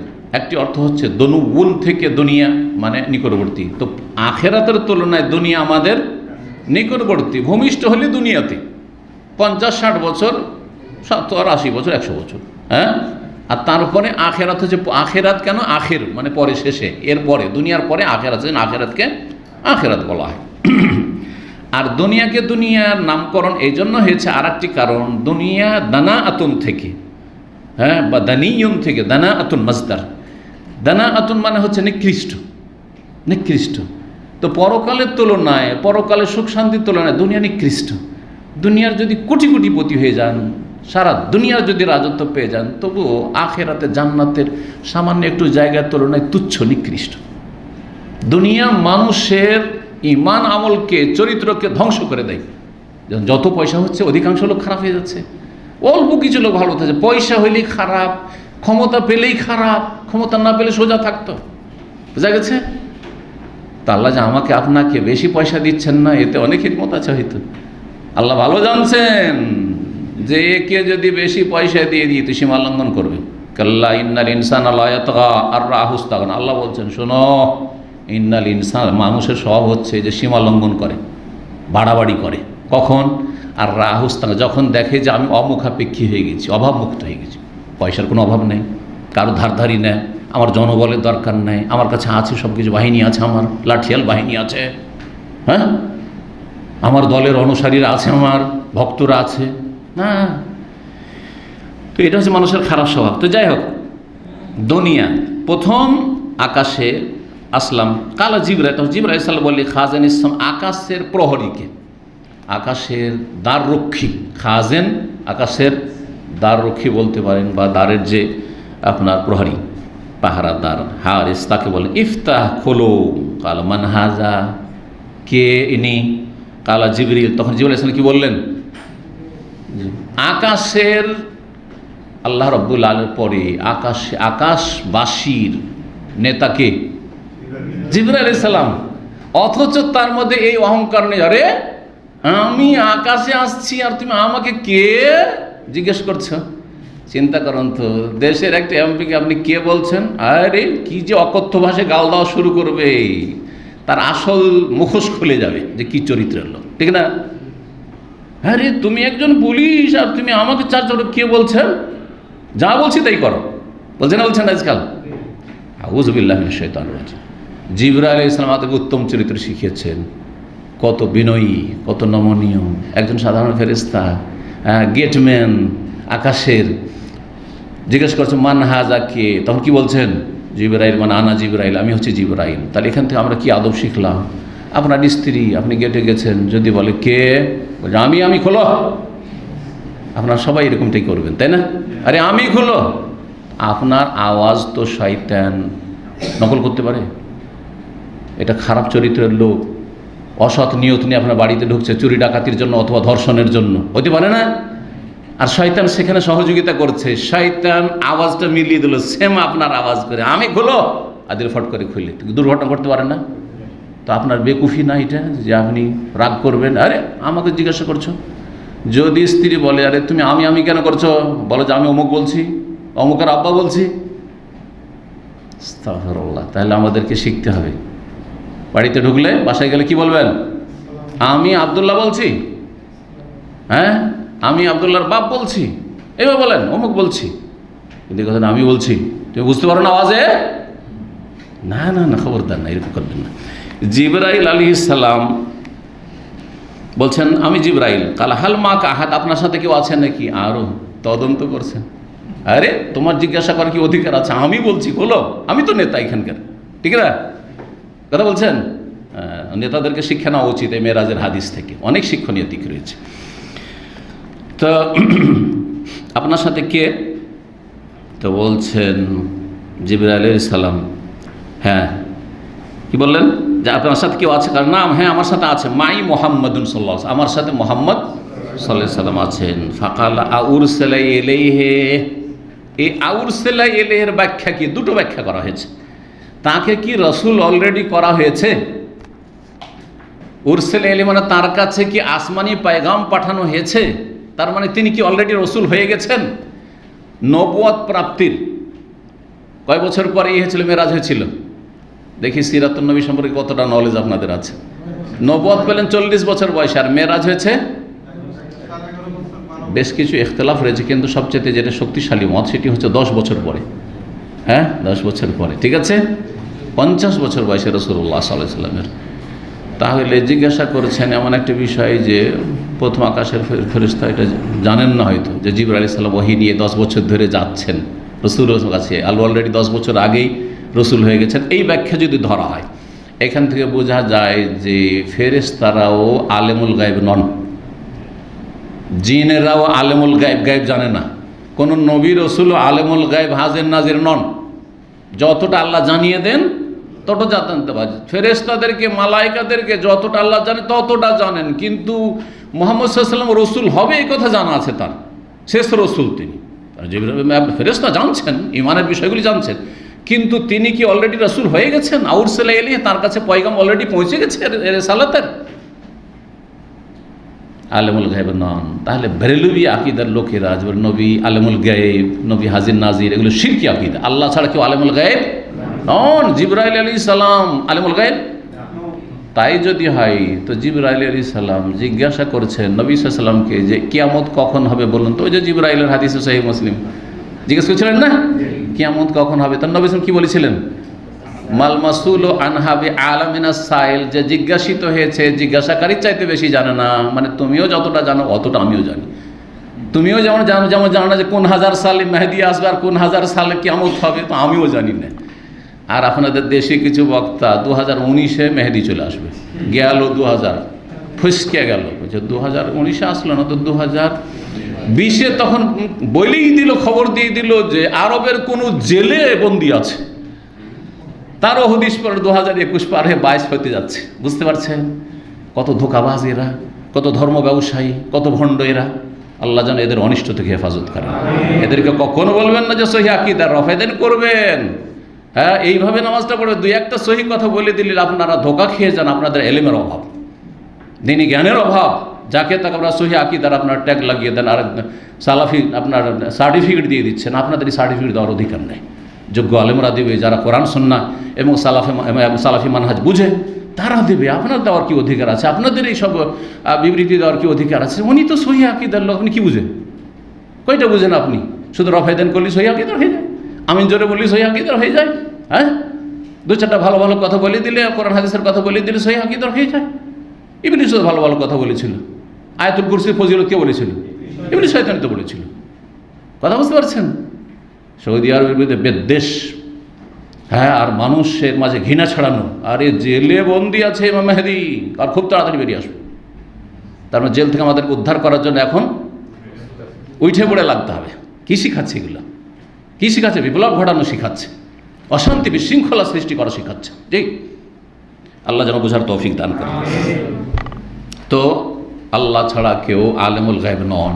সে জিবরাইল হোক, আর আসমানের সেই কি হোক, দ্বাররক্ষী হোক, অথবা কোনো জিন হোক, অথবা সবচেয়ে শ্রেষ্ঠ রসুল মোহাম্মদ সাল্লাল্লাহু আলাইহি ওয়াসাল্লাম হন না কেন? জি, গায়েব জানতেন না। ওয়ালা আলামুল গায়বা, আমি গায়েব জানি না, কোরআনে কারিমে আল্লাহ স্পষ্ট তাকে দিয়ে বলিয়ে দিয়েছেন। জি, তো উরসাল ইলাইহির একটি অর্থই, আর একটি অর্থ সেটাই হতে পারে, আর দুটোই হতে পারে, আল্লাহু আলাম। কি উদ্দেশ্যে জিজ্ঞেস করেছেন? আউরসালা ইলাইহি, তাকে কি ডেকে পাঠানো হয়েছে? আরসালা ইউরসালু মানে পাঠানো, কিন্তু এই জন্য যাকে পাঠানো হয় তাকে রসুল বলা হয়। রসুলকে রসুল কেন বলা হয়? তাকে আল্লাহর পক্ষ থেকে ওহী দিয়ে ইসলাম প্রচারের জন্য পাঠানো হয়েছে, সেই জন্য রসুলকে রসুল বলা হয়। দূতকে, এক দেশের দূত আর এক দেশে যে পাঠানো হয়েছে রাষ্ট্রদূত, তাকে সফিরও বলা হয় আজকালকার ভাষায়, কিন্তু সে হচ্ছে আসলে রসুল। সে হচ্ছে রসুল। এক দেশ থেকে আরেক দেশে চিঠি নিয়ে যাচ্ছে, যে কোনো চিঠি, চুক্তির চিঠি, চুক্তি ভঙ্গের চিঠি, হ্যাঁ, সম্পর্ক স্থাপনের চিঠি, সম্পর্ক ছিন্ন করার চিঠি, ডিপ্লোম্যাটিক যে চিঠি রয়েছে। তো যেই ব্যক্তি চিঠি বহন করে তাকে কি বলা হয়? রসুল বলা হয়। আর সে চিঠিকে কি বলা হয়? রেসালা বলা হয়। সেই জন্য আরবিতে আজকাল আপনাদের যে মেসেজ আসছে, মেসেজকে আরবিতে কি বলা হচ্ছে? রেসালা বলা হচ্ছে। এবার বুঝতে পারছেন? তো আউরসালা ইলাইহি, তাকে কি ডেকে পাঠানো হয়েছে যে তাকে আকাশে নিয়ে আসা হোক? জিজ্ঞেস করছেন। যদি আল্লাহর পক্ষ থেকে আপনাকে পাঠানো হয় যে তাকে নিয়ে আসেন, তাহলে তো আমি খুলে দেবো। আর আল্লাহর পক্ষ থেকে যদি না পাঠানো হয়, আপনি নিজে থেকে নিয়ে আসেন, তাহলে তো আমার খোলার অনুমতি নাই, কারণ আমি আকাশের দ্বাররক্ষী। জি, আমার দায়িত্ব এটা। কালার না বলছে, হ্যাঁ, তাকে ডেকে পাঠানো হয়েছে, অথবা তাকে রসুল বানিয়ে দেওয়া হয়েছে। ফালাম্মা ফাতাহা, যখন খুলে দিলেন, আলাউনাস সামা আর দুনিয়া, তখন প্রথম আকাশে আমরা উঠলাম। ফাইজা রাজুলুন কায়েদুন, দেখছি যে একজন ব্যক্তি, জনৈক ব্যক্তি বসে আছেন, আলা ইয়ামিনি আসওয়াদাতুন, তার ডান দিকে অসংখ্য লোক, ওয়ালা ইয়াসারি আসওয়াদা, এবং বাম দিকে অসংখ্য লোক আকাশে। আসওয়াদা সওয়াদের বহুবচন, সওয়াদ কোনো ব্যক্তিকে বলা হয়, আসওয়াদা অনেক ব্যক্তি, মানে অসংখ্য মানুষ। ডান দিকে অসংখ্য মানুষ, বাম দিকে অসংখ্য মানুষ। ইযা নাযারা কিবালা ইয়ামিনিহি যাহিকা, যখন ডান দিকে তাকাচ্ছেন উনি, তখন হেসে দিচ্ছেন। ডান দিকে দেখলে হাসি চলে আসছেন, হাসছেন, খুশি হচ্ছেন। ওয়াইদা নাযারা কিবালা ইয়াসির, যখন একবার বাম দিকে দেখছেন, তখন বাকা, কান্না করে দিচ্ছেন। বাম দিকে দেখলে কান্না করছেন। একটা আশ্চর্য ঘটনা যে কি, একই লোক এদিকে তাকাইলে হাসছে, এদিকে তাকালে কাঁদছে। এই দৃশ্য দেখলে ফাকালা, যিনি বসে আছেন প্রথম আকাশে, তিনি মারহাবান বিন নবী সালেহ আলী বিন সালেহ, মারহাবা, স্বাগত জানাচ্ছি নেক সৎ নবীকে এবং সৎ সন্তানকে। কারণ আদম আলাইহিস সালাম সকলের পিতা, সুতরাং মুহাম্মদ রাসূলুল্লাহ সাল্লাল্লাহু আলাইহি ওয়াসাল্লামেরও পিতা। এই জন্য ইবিন বলে, সন্তান বলে, আর নবী বলে সম্বোধন করেছে। মারহাবান বিন নবী সালেহ ওয়াল ইবনি সালেহ। বাকি অন্য অন্য নবীরা, ইব্রাহিম আলাইহিস সালাম, ইব্রাহিম আলাইহিস সালামও ইবন বলে, সন্তান বলে সম্বোধন করেছেন, কারণ ইব্রাহিম আলাইহিস সালামের বংশোদ্ভূত হচ্ছেন রাসূলুল্লাহ সাল্লাল্লাহু আলাইহি ওয়াসাল্লাম, ইসমাঈল আলাইহিস সালামের বংশের, সেই জন্য। আর বাকি অন্য নবীরা কি বলে সম্বোধন করেছিলেন? মারহাবান বিন নবী সালেহ ওয়াল আখিস সালেহ, মারহাবা বলছি, স্বাগত জানাচ্ছি নেক নবীকে, সৎ নবীকে, এবং নেক ভাইকে, নেক ভ্রাতাকে। কুলতুলি জিবরিল, তখন আমি বললাম, কে বলছেন? রাসূলুল্লাহ সাল্লাল্লাহু আলাইহি ওয়াসাল্লাম। আমি জিবরাইল আলাইহিস সালামকে বললাম, মান হাজা, ইনি কে, এখানে বসে আছেন আর হাসছেন আবার কাঁদছেন? হাজা আদম, ইনি হচ্ছেন আদম আলাইহিস সালাম। ওয়া হাযিহিল আসওয়াদাতু আন ইয়ামিনিহি ওয়া শিমালিহি নাসামু বানিহি, এই যে লোকারণ্য দেখছেন, লোকজন দেখছেন ডান দিকে আর বাম দিকে, এগুলি হচ্ছে তার সন্তানদের আত্মা, তার সন্তানদের আত্মা। জি, নাসাম বা নাসমাত মানে হচ্ছে আত্মা। ফা আহলুল ইয়ামিন মিনহুম আহলুল জান্নাহ, যারা ডান দিকে অবস্থান করছে অসংখ্য মানুষ, তারা হচ্ছে জান্নাতি। ওয়াল আসওয়াদাতুল্লাতি আন শিমালিহি, আর ইব্রাহিম কি বলছেন, আদম আলাইহিস সালামের বাম দিকে যারা অবস্থান করছেন, তারা হচ্ছে আহলুন নার, জাহান্নামী। তো জান্নাতীদেরকে দেখলে আমার সন্তান এরা জান্নাতি, খুশি হয়ে যাচ্ছেন, হাসছেন। যখন বাম দিকে নজর দিচ্ছে, ওফ এত অসংখ্য আমার সন্তান, এরা সব জাহান্নামে জ্বলবে, আগুনে জ্বলবে, তখন কেঁদে দিচ্ছেন তিনি। ফায়জা নাজার আইয়ামিনী দাহিকা, যখন ডান দিকে দেখছেন তখন হাসছেন। ফয়জা নাজারাকে বলা শেমালি, বাম দিকে যখন তাকাচ্ছেন তখন বাঁকা কেঁদে দিচ্ছেন। হাত্তা আরাজাবি ইলা সামাই সানিয়া, তারপরে দ্বিতীয় আকাশে নিয়ে গেলেন।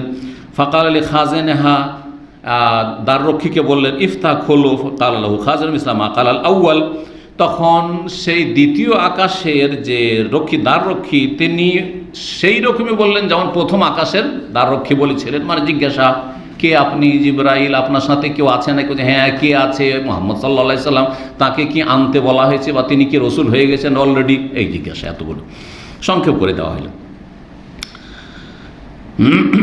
ফাফাতাহা, তারপরে দ্বিতীয় আকাশ খুলে দেওয়া হলো। কালা আনাস, আনাল বলছেন ফাযাকারা, বর্ণনাকারী উল্লেখ করেছেন আন্নাহু ওয়াজাদা। আনাস কার থেকে বর্ণনা করেছেন হাদিসটা এখানে দেখুন প্রথমখানে। আনাস, হ্যাঁ মনে আছে, আবুজার সাহাবী থেকে, আবুজার সাহাবী থেকে বর্ণনা করেছেন। তো বলছেন যে ফাযাকারা, উল্লেখ করেছেন, আনাস বলছেন মানে উল্লেখ করেছেন তার ওস্তাদ কে? আবুজার রাদিয়াল্লাহু তাআলা আনহু বলছেন, তিনি উল্লেখ করেছেন আন্নাহু ওয়াজাদা ফিস সামাওয়াতি, আকাশগুলিতে পেয়েছিলেন আদম আলাইহিস সালামকে, ইদ্রিসকে, মূসাকে, ঈসাকে, ইব্রাহিমকে সালাওয়াতুল্লাহ আলাইহিম ওয়াসসালামু আলাইহিম। জি, সালাওয়াতুল্লাহ ওয়াসসালামু আলাইহিম। জি, আল্লাহর সালাত এবং সালাম তাদের উপর বর্ষিত হোক। এদেরকে পেয়েছিলেন, এখানেও সংক্ষেপ করে দেওয়া হয়েছে, কিন্তু আর কোন আকাশে কোন নবীকে পেয়েছিলেন এ কথা বলা হলো না। কিন্তু আমরা সিরাতুন নবীতে আলোচনা করেছি ধারাবাহিক, প্রত্যেক আকাশে কোন কোন নবীকে পেয়েছিলেন সেই বিষয়গুলি সংক্ষেপে বলে দিই। প্রথম আকাশে পেয়েছিলেন কাকে? আদম আলাইহিস সালামকে। দ্বিতীয় আকাশে পেয়েছিলেন দুইজন নবীকে, কে বলতে পারে? না, ইয়াহিয়া এবং ঈসা আলাইহিস সালাম, ইয়াহিয়া এবং ঈসা আলাইহিস সালাম। তৃতীয় আকাশে পেয়েছিলেন ইউসুফ আলাইহিস সালামকে। চতুর্থ আকাশে পেয়েছিলেন ইদ্রিস আলাইহিস সালামকে। জি, ওয়া রাফা'নাহু মাকানান আলিয়্যা, আল্লাহ রাব্বুল উচ্চ স্থানে চতুর্থ আকাশে ইদ্রিস আলাইহিস সালাম। পঞ্চম আকাশে পেয়েছিলেন হারুন আলাইহিস সালামকে, মূসা আলাইহিস সালামের ভাই। ষষ্ঠ আকাশে পেয়েছিলেন মূসা আলাইহিস সালামকে। সপ্তম আকাশে পেয়েছিলেন ইব্রাহিম আলাইহিস সালামকে। সাত আকাশের উপর ইব্রাহিম আলাইহিস সালাম। এইভাবে ধারাবাহিকভাবে অন্যান্য বেশ কিছু রিওয়ায়াতে এইভাবে বর্ণনা করা হয়েছে, এখানে সংক্ষেপ করে দেওয়া হয়েছে। বলছেন যে উল্লেখ করেছেন নবীদের নাম, ওয়ালাম ইউসুবেদ কাইফা মানাজিলুহুম, কিন্তু তিনি বিষয়টি সুস্পষ্ট করেননি যে তাদের অবস্থান কার কোথায় ছিল, কোন আকাশে কোন নবী ছিলেন। গায়রা আন্নাহু যাকারা, তাহলে আবুজার রাদিয়াল্লাহু তাআলা আনহু থেকে যখন আনাস বর্ণনা করেছেন তখন ক্লিয়ার করেনি, কিন্তু অন্যান্য বর্ণনাকারী যারা তারা সবগুলি তরতিবের সাথে সিরিয়ালি নামগুলি বর্ণনা করেছেন। গায়রা আন্নাহু যাকারা, তবে তিনি উল্লেখ করেছেন আন্নাহু ওয়াজাদা আদম ফিস সামাইদ দুনিয়া, আদম আলাইহিস সালামকে প্রথম আকাশে পেয়েছিলেন, আর ইব্রাহিম আলাইহিস সালামকে ফিস সামাই সাদেসা, ষষ্ঠ আকাশে। এটাও তথ্যগত ভুল এই অংশটুকু। ইব্রাহিম আলাইহিস সালাম কোথায় পেয়েছিলেন? সপ্তম আকাশে। সপ্তম আকাশ, ষষ্ঠ আকাশে না। ষষ্ঠ আকাশে পেয়েছিলেন কাকে? মূসা আলাইহিস সালামকে। কাল আনাস ফালাম্মা জিবরিল বিন নবী সাল্লাল্লাহু আলাইহি ইদ্রিস, যখন জিবরাইল আলাইহিস সালাম ইদ্রিস আলাইহিস সালামের ওখান দিয়ে অতিক্রম করলেন, কাল মারহাবান বিন নবী সাল্লাল্লাহু আলাইহি সাল্লাম, মারহাবা বলছি, স্বাগত জানাচ্ছি পুণ্যবান নবীকে এবং নেক পুণ্যবান ভ্রাতাকে। ফাকুলতু, তখন আমি বললাম, মান হাজা, ইনি আবার কে? কাল বলছে হাজা ইদ্রিস, ইনি হচ্ছেন ইদ্রিস আলাইহিস সালাম। আমার তবে মুসা, মুসা আলাইহিস সালাম হয়ে অতিক্রম করলাম। কাল মারহাবান বিন নবী সাল্লাল্লাহু আলাইহি সাল্লাম, মুসা আলাইহিস সালাম কি ভাই বললেন? মুসা আলাইহিস সালামও, কারণ নবীরা হচ্ছে ভাই, নবীরা হচ্ছে ভাইয়ের মতো। জি, একমাত্র ইব্রাহিম আলাইহিস সালাম আর আদম আলাইহিস সালাম ছাড়া। ফাকুলতু মান হাজা, আমি বললাম যে কে? কালা হাজা ইদ্রিস, ইদ্রিস হয়ে গেছে, ওলা সালে মূসা আলাইহিস সালাম হয়ে গেল। সুম্মা মারারতু বিবি ঈসা, তারপরে ঈসা আলাইহিস সালাম হয়ে অতিক্রম করলাম। এখানে আগে পরে হয়ে গেছে, ঈসা আলাইহিস সালামের সাথে আগে দেখা হয়েছে, তারপরে পরে গিয়ে দেখা হয়েছে মূসা আলাইহিস সালামের সাথে। কাল মারহাবান বিল আখিস সালেহ ওয়ান নবী সালেহ, মারহাবা বললেন। কুলতু মান হাজা, ইনি কে? হাজা ঈসা, ইনি হচ্ছেন ঈসা আলাইহিস সালাম। ইয়াহিয়ার কথা এখানে আসেনি, অথচ একই আকাশে ঈসা ইয়াহিয়া আলাইহিস সালাম দুজনের সাথে সাক্ষাৎ হয়েছিল। সুম্মা মারারতু বি ইব্রাহিম, তারপর আমি অতিক্রম করলাম ইব্রাহিম আলাইহিস সালামের কাছ হয়ে। ফাকাল বলেন মারহাবান বিন নবী সালেহ ওয়া ইবনি সালেহ, মারহাবা বলছি, স্বাগত জানাচ্ছি পুণ্যবান নবীকে এবং পুণ্যবান সন্তানকে। কুলতু মান হাজা, আমি বললাম জিবরাইলকে, ইনি আবার কে? আখবারানি, আমাকে বললেন, জানালেন ইবনে হাজম। আখবার ইবনে হাজম বলেছেন আন্না ইবনে আব্বাস ও আবু হাব্বাল আনসারী কানা ইয়াকুল, দুইজনে বলতেন কালান নবী সংক্ষেপ করে দিলেন। ইব্রাহিম আলাইহিস সালামের কথা বলা হলো, হাজা ইব্রাহিম আলাইহিস সালাম। জিবরাইল আলাইহিস সালাম বললেন ওখানে ইব্রাহিম আলাইহিস সালাম।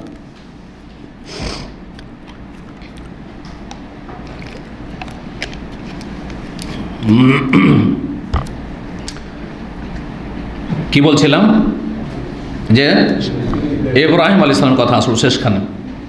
যাই হোক, সংক্ষেপে এলোমেলো নামগুলি আসলো, কিন্তু আসলো মোটামুটি, আর কিছু আসলো না। তারপরে আর এক সনদ ইবনে শাহাব জোহরি কালা ইবনে শাহাব আখবরানি ইবনে হাজম বলেছেন আন্না ইবনে আব্বাস, ইবনে আব্বাস এবং আবু হাব্বান আনসারি, এই দুজন সাহাবী, কানা ইয়াকুলান, তারা বলতেন, কালান নবী সাল্লাল্লাহু আলাইহি ওয়াসাল্লাম বলেছেন, সোম্মা ওরে যাবি, তারপরে আমাকে আরও আগে নিয়ে যাও সিদরাতুল মুনতাহার পরে। জিবরাইল আলাইহিস সালাম বলেন আমি আর যেতে পারবো না, এখন আপনি। জি, সিদরাতুল মুনতাহা কোথায় আছে? হ্যাঁ, ঠিক আছে, কিন্তু কোথায়, কোন আকাশে?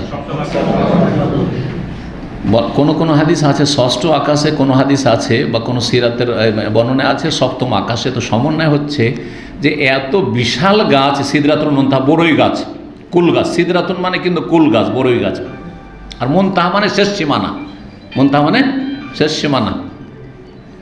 তো এই সিদরাতুল মুনতাহার শেকড় আছে ষষ্ঠ আকাশে, আর গাছের কাণ্ড আর ডালপালা আছে সপ্তম আকাশে। তো আসল গাছ আছে কোথায়? সপ্তম আকাশে। জি, তো এইভাবে সমন্বয়। তো বলছেন যে আমাকে নিয়ে যাও হাত্তা জাহার তোলে মুস্তাওয়া, আমি এমন এক স্তরে পৌঁছে গেলাম, আসমাউ ফিহি শরীফ আল আকলাম, যেখানে কলমের খড়খড় আওয়াজ শুনছি। শরীফ মানে ফিরানো কলম, কলম যে কলমের ঘষা, কলমে যখন লিখে সরসর করে আওয়াজ। এই কলম তো খুব চিকন কলম, সেই জন্য বুঝতে পারে না, তারপর আওয়াজ হইতে পারে। কিন্তু আমরা ছোটোকালে কোন কলমে লিখেছি জানেন? আপনাদের মধ্যে কেউ আছে? কঞ্চির কলম, এই যে বাঁশের কঞ্চি আছে না, কঞ্চির কলমে কঞ্চিগুলি কেটে সুন্দর করে কলম বানিয়ে তারপরে কালিতে ডুবিয়ে ডুবিয়ে আমরা শ্রুতি ভালো লেখা শিখতাম, খালি বা তা শায়ের করে শিখতাম। জি, এটা। আর প্রাইমারি স্কুলে গেছি তখন ওখানে সিলেট পেন্সিল দিয়ে দিয়েছে, সিলেট আর পেন্সিল ধরিয়ে দিয়েছে। জি, ওই সব যুগ চলে গেছে, এখন পয়সা হয়েছে মানুষের কাছে, তাই না? সুবহানাল্লাহ। লৌহে মাহফুজে লেখা হচ্ছে, কি লেখা হচ্ছে? যা কিছু লেখা হচ্ছে লৌহে মাহফুজে লেখা। লৌহে মাহফুজে যা লেখা হচ্ছে, কলম লিখছে, তার আওয়াজ পাচ্ছেন কে? রাসূলুল্লাহ। কত তাহলে আল্লাহ রাব্বুল নিকটবর্তী হয়েছেন। জি, কালা ইবনে হাজম আনাস মালিক, ইবনে হাজম আনাস মালিক বলছেন, কালান নবী সাল্লাল্লাহু আলাইহি ওয়াসাল্লাম, নবী সাল্লাল্লাহু বলেছেন, ফাফারাদাল্লাহু আলা উম্মতি 50 সালাতান, আল্লাহ রাব্বুল আমার উম্মতের 50 সালাত ফরজ করলেন। ফারাজাতু বিযালিক, এই নিয়ে আমি ফেরত হইলাম, ফিরে আসলাম। হাত্তা মারারতু আলা মুসা, আমি অতিক্রম করলাম মুসা আলাইহিস সালামের পাশ হয়ে। ফাকাল, জিজ্ঞেস করলেন, মা ফারাদাল্লাহু লাকা আলা উম্মাতিকা, আল্লাহ আপনার উপর আপনার উম্মতের জন্য কি ফরজ করেছেন? আল্লাহ আপনার জন্য আপনার উম্মতের উপর কি ফরজ করেছেন? কুলতু, তখন আমি বললাম, ফারাজা 50 সালাতান, 50 ওয়াক্ত সালাত ফরজ করেছেন। দিনে রাতে 24 ঘন্টা 50 ওয়াক্ত যদি পড়তে হয় তাহলে আধা ঘন্টা না, 20 মিনিট থেকে 25 মিনিটের মধ্যে এক সালাত। 20-25 মিনিট যাবে না এক সালাত, 20-25 মিনিট যাবে না এক সালাত। সুবহানাল্লাহ। কেউ আদায় করতো? ইল্লা মান রাহিমাল্লাহ, ইল্লা মান রাহিমাল্লাহ। 5 ওয়াক্ত সালাত, 5 ওয়াক্ত, তাও শতকরা 95 থেকে 98 জন বেনামাজি। এটা পরিসংখ্যান, পৃথিবীর যে কোনো দেশ বলতে পারেন। নামাজি শেষ। নবী সাল্লাল্লাহু ভবিষ্যৎবাণী, আমার উম্মতের প্রথম যেই বিষয়টি উঠে যাবে গুরুত্বপূর্ণ, সেটা হচ্ছে সালাত। সালাত উঠে যাবে। আর সর্বশেষ যেটা উঠে যাবে সেটা হচ্ছে আল হুকম, ইসলামী আইনের বাস্তবায়ন। ইসলামী আইনের দুটোই কিন্তু ভবিষ্যৎবাণী হয়ে গেছে, কিয়ামতের লক্ষণ। নামাজও উঠে গেছে প্রথম, আর তারপরে ইসলামী শাসন ব্যবস্থা উঠে গেছে। আল্লাহ যেন আমাদের হেফাজত করেন। ফিতনার যুগে আল্লাহ যেন আমাদের হেফাজত করেন। তো 50 ওয়াক্ত সালাত ফরজ করেছেন। বললেন, কালা মুসা বলেন, ফারজে এলা রব্বিকা, রবের কাছে ফিরে যান, যান আপনার রবের কাছে ফিরে যান। ফাইন্না উম্মাতাকা লা তুতিকু যালিকা, আপনার উম্মত এত দুর্বল হবে, কমজোর, ওরা পারবে না। আরও বললেন বোঝাবার জন্য যে আমার উম্মত কত শক্তিশালী, বনি ইসরায়েলরা তাও পারেনি, যাও আল্লাহ ফরজ করেছিলেন, তো আপনার উম্মত কী করে পারবে। জি, ফারাজানি, আমাকে ফিরিয়ে দিলেন। সাতরাহা, তার কিছু অংশ, সাতর মানে অর্ধেকও হয়, আর সাতর মানে একটা অংশ, সাতর মানে একটা অংশ, এখানে একটা অংশের অর্থে এক অংশ আল্লাহ কি করে দিলেন, স্থগিত করে দিলেন, মাফ করে দিলেন। সেই অংশটা কতটা ছিল, 5 ওয়াক্ত, 9 বারে গিয়ে 5 করে ফিরে আসছেন, 5 কমিয়ে 45 নিয়ে আসলেন। এইভাবে ফারাজাত এলাম মুসা আলাইহিস সালাম ফিরে আসলাম। কুল, তো আমি এসে বললাম, ওয়াদা, যখন জিজ্ঞেস করলেন মুসা আলাইহিস সালাম কী হইল, বললেন যে একটা অংশ আল্লাহ কি করেছেন, মাফ করে দিয়েছেন, কমিয়ে দিয়েছেন। কালা রাজে রব্বাকা, আপনার রবের কাছে ফিরে যান। ফাইন উম্মাতাকা লা তুতিকু, আপনার উম্মত পারবে না। ফারাজা, তো আমি ফিরে আসলাম আল্লাহর কাছে ফিরে, আল্লাহ কমিয়ে দেন, আমার উম্মত পারবে না। ফাওয়াদা সাতরা, একটা অংশ আল্লাহ মাফ করে দিলেন। ফারাজা তো এলি, আবার ফিরে আসলাম মুসা আলাইহিস সালামের কাছে। ফাকাল ইরজি ইলা রব্বিকা, রবের কাছে ফিরে যান। ফাইন্না উম্মাতাকা লা তুতিকু যালিক, ফারাজা তো, আবার ফিরে গেলাম আল্লাহর কাছে। ফাকালা, তখন আল্লাহ বলে 5 করে কমতে যখন আর 5 বাকি আছে, তখন আল্লাহ রাব্বুল আলামিন ঘোষণা করে দিলেন, ফিরে আসছেন রাসূলুল্লাহ সাল্লাল্লাহু আলাইহি ওয়াসাল্লাম, উপর থেকে ঘোষণা আসছে কি, হুন্না খামসুন, এই হচ্ছে 5 ওয়াক্ত, খামসুন মানে 5, খামস এই হচ্ছে 5, ওয়াহুন্না খামসুনা, আর তা সওয়াবের দিক থেকে কি হচ্ছে 50। তাহলে এর অর্থ হচ্ছে হুন্না খামসুন, এই হচ্ছে 5 ওয়াক্ত, খামসুন ফিল আদা, 5 ওয়াক্ত আদায় করতে হবে, আর ওয়াহুন্না খামসুনা, আর তা সওয়াব নেকির দিক থেকে 50-এ পরিণত হবে। মানজাবিল হাসানাতে ফালাহু আশরু আমসালিহা, যে এক নেকি করবে তাকে মিনিমাম কমপক্ষে 10 গুণ দেওয়া হবে, 10 গুণ, তাহলে 5 10 50। সুতরাং সুসংবাদ ওই সব ভাই বোনদের জন্য যারা 5 ওয়াক্ত সালাত আদায় করছেন, তারা কয় ওয়াক্তের নেকি পাচ্ছেন, 50 ওয়াক্তের নেকি পাচ্ছেন, মিনিমাম 50 ওয়াক্তের নেকি পাচ্ছেন। জি, লা ইউবাদদালুল কাউলু লাদাইয়া, আমার কথা রদ বদল হবে না, আমি বলে দিলাম 50-50 নেকি। ফারাজা তো মুসা ফিরে আসলাম। কালা রাজে রব্বাক, তারপরে বলছেন যে 5ও পারবে না আপনার উম্মত। তার সত্যি বলেছেন, কত যে হিতাকাঙ্ক্ষী ছিলেন মুসা আলাইহিস সালাম আমাদের, কত যে দরদি ছিল আমাদের ব্যথায় ব্যথিত, যে এরা জাহান্নামে চলে যাবে নামাজি হয়ে, যান রবের কাছে ফিরে জানি, 5 ওয়াক্তও পারবে না।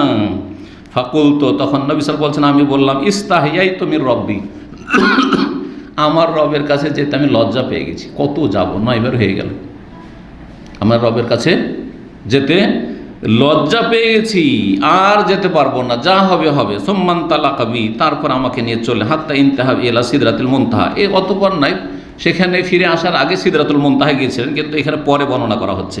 সিদরাতুল মুনতাহা, সেই বড়ই গাছের কাছে গেলেন। ওয়া গাশিয়াহা আলওয়ানুন, সেই বড়ই গাছটি এত অসাধারণ অলৌকিকত্ব সম্পন্ন গাছ যে সেটাকে রকমারি রঙে ঢেকে আছে, এমন সুন্দর সুন্দর রঙে ঢাকা সেই গাছটি। লা আদ্রি মাহিয়া, সেই রঙগুলি যে কিসের তাও বুঝি না, আর কিসের সেই জিনত অলঙ্কার তাও আমি উপলব্ধি করতে পারছি না। সুম্মা উদখিলতুল জান্নাহ, তারপর আমাকে জান্নাতে নিয়ে যাওয়া হইল। তাই নবী সাল্লাল্লাহু আলাইহি ওয়াসাল্লাম জান্নাতে ঘুরেছেন, দেখে জান্নাতের নিয়ামত দেখেছেন। ফাইদা ফিহা, তাতে গিয়ে দেখলাম হাবাইলুল লুলু, মণি মুক্তার, সেখানে মালা সমূহ রয়েছে, হার রয়েছে। ওয়াইদা তোরাবুহাল মিসকু, আর জান্নাতের মাটি দেখলাম যে ফ্লোর মাটি, সেটা ছিল কিসের, মিস্ক, যে মৃগনাভি, যে হরিণের মৃগনাভি থেকে যে সবচেয়ে মূল্যবান সুগন্ধি হয়, সেই সুগন্ধি হচ্ছে জান্নাতের হলো জান্নাতের মাটি, এই দেখলাম। জি, কস্তুরী যেটাকে বলা হয় বাংলায় কস্তুরী বলা হয়ে থাকে। ওয়াইদা তোরাবুহা, জান্নাতের মাটি হচ্ছে কস্তুরীর মাটি। এখানেই আজকের আলোচনা শেষ হলো। আল্লাহ রাব্বুল আলামিনের কাছে দোয়া করি, আল্লাহ যেন আমাদের সঠিক পথে রাখেন, 5 ওয়াক্ত সালাতের হেফাজতের আজীবন তৌফিক দান করেন। আল্লাহ রাব্বুল আলামিন যেন আমাদের মাঝে যারা এই 5 ওয়াক্ত সালাতে ঘাটতি করে তাদেরকে আল্লাহ যেন হেদায়েত নসিব করেন এবং তাদেরকে ফিরে আসার তৌফিক দান করেন। ওয়া সাল্লাল্লাহু আলা নবিয়িনা মুহাম্মদ ওয়া আলা আলিহি ওয়া সাহবিহি আজমাইন।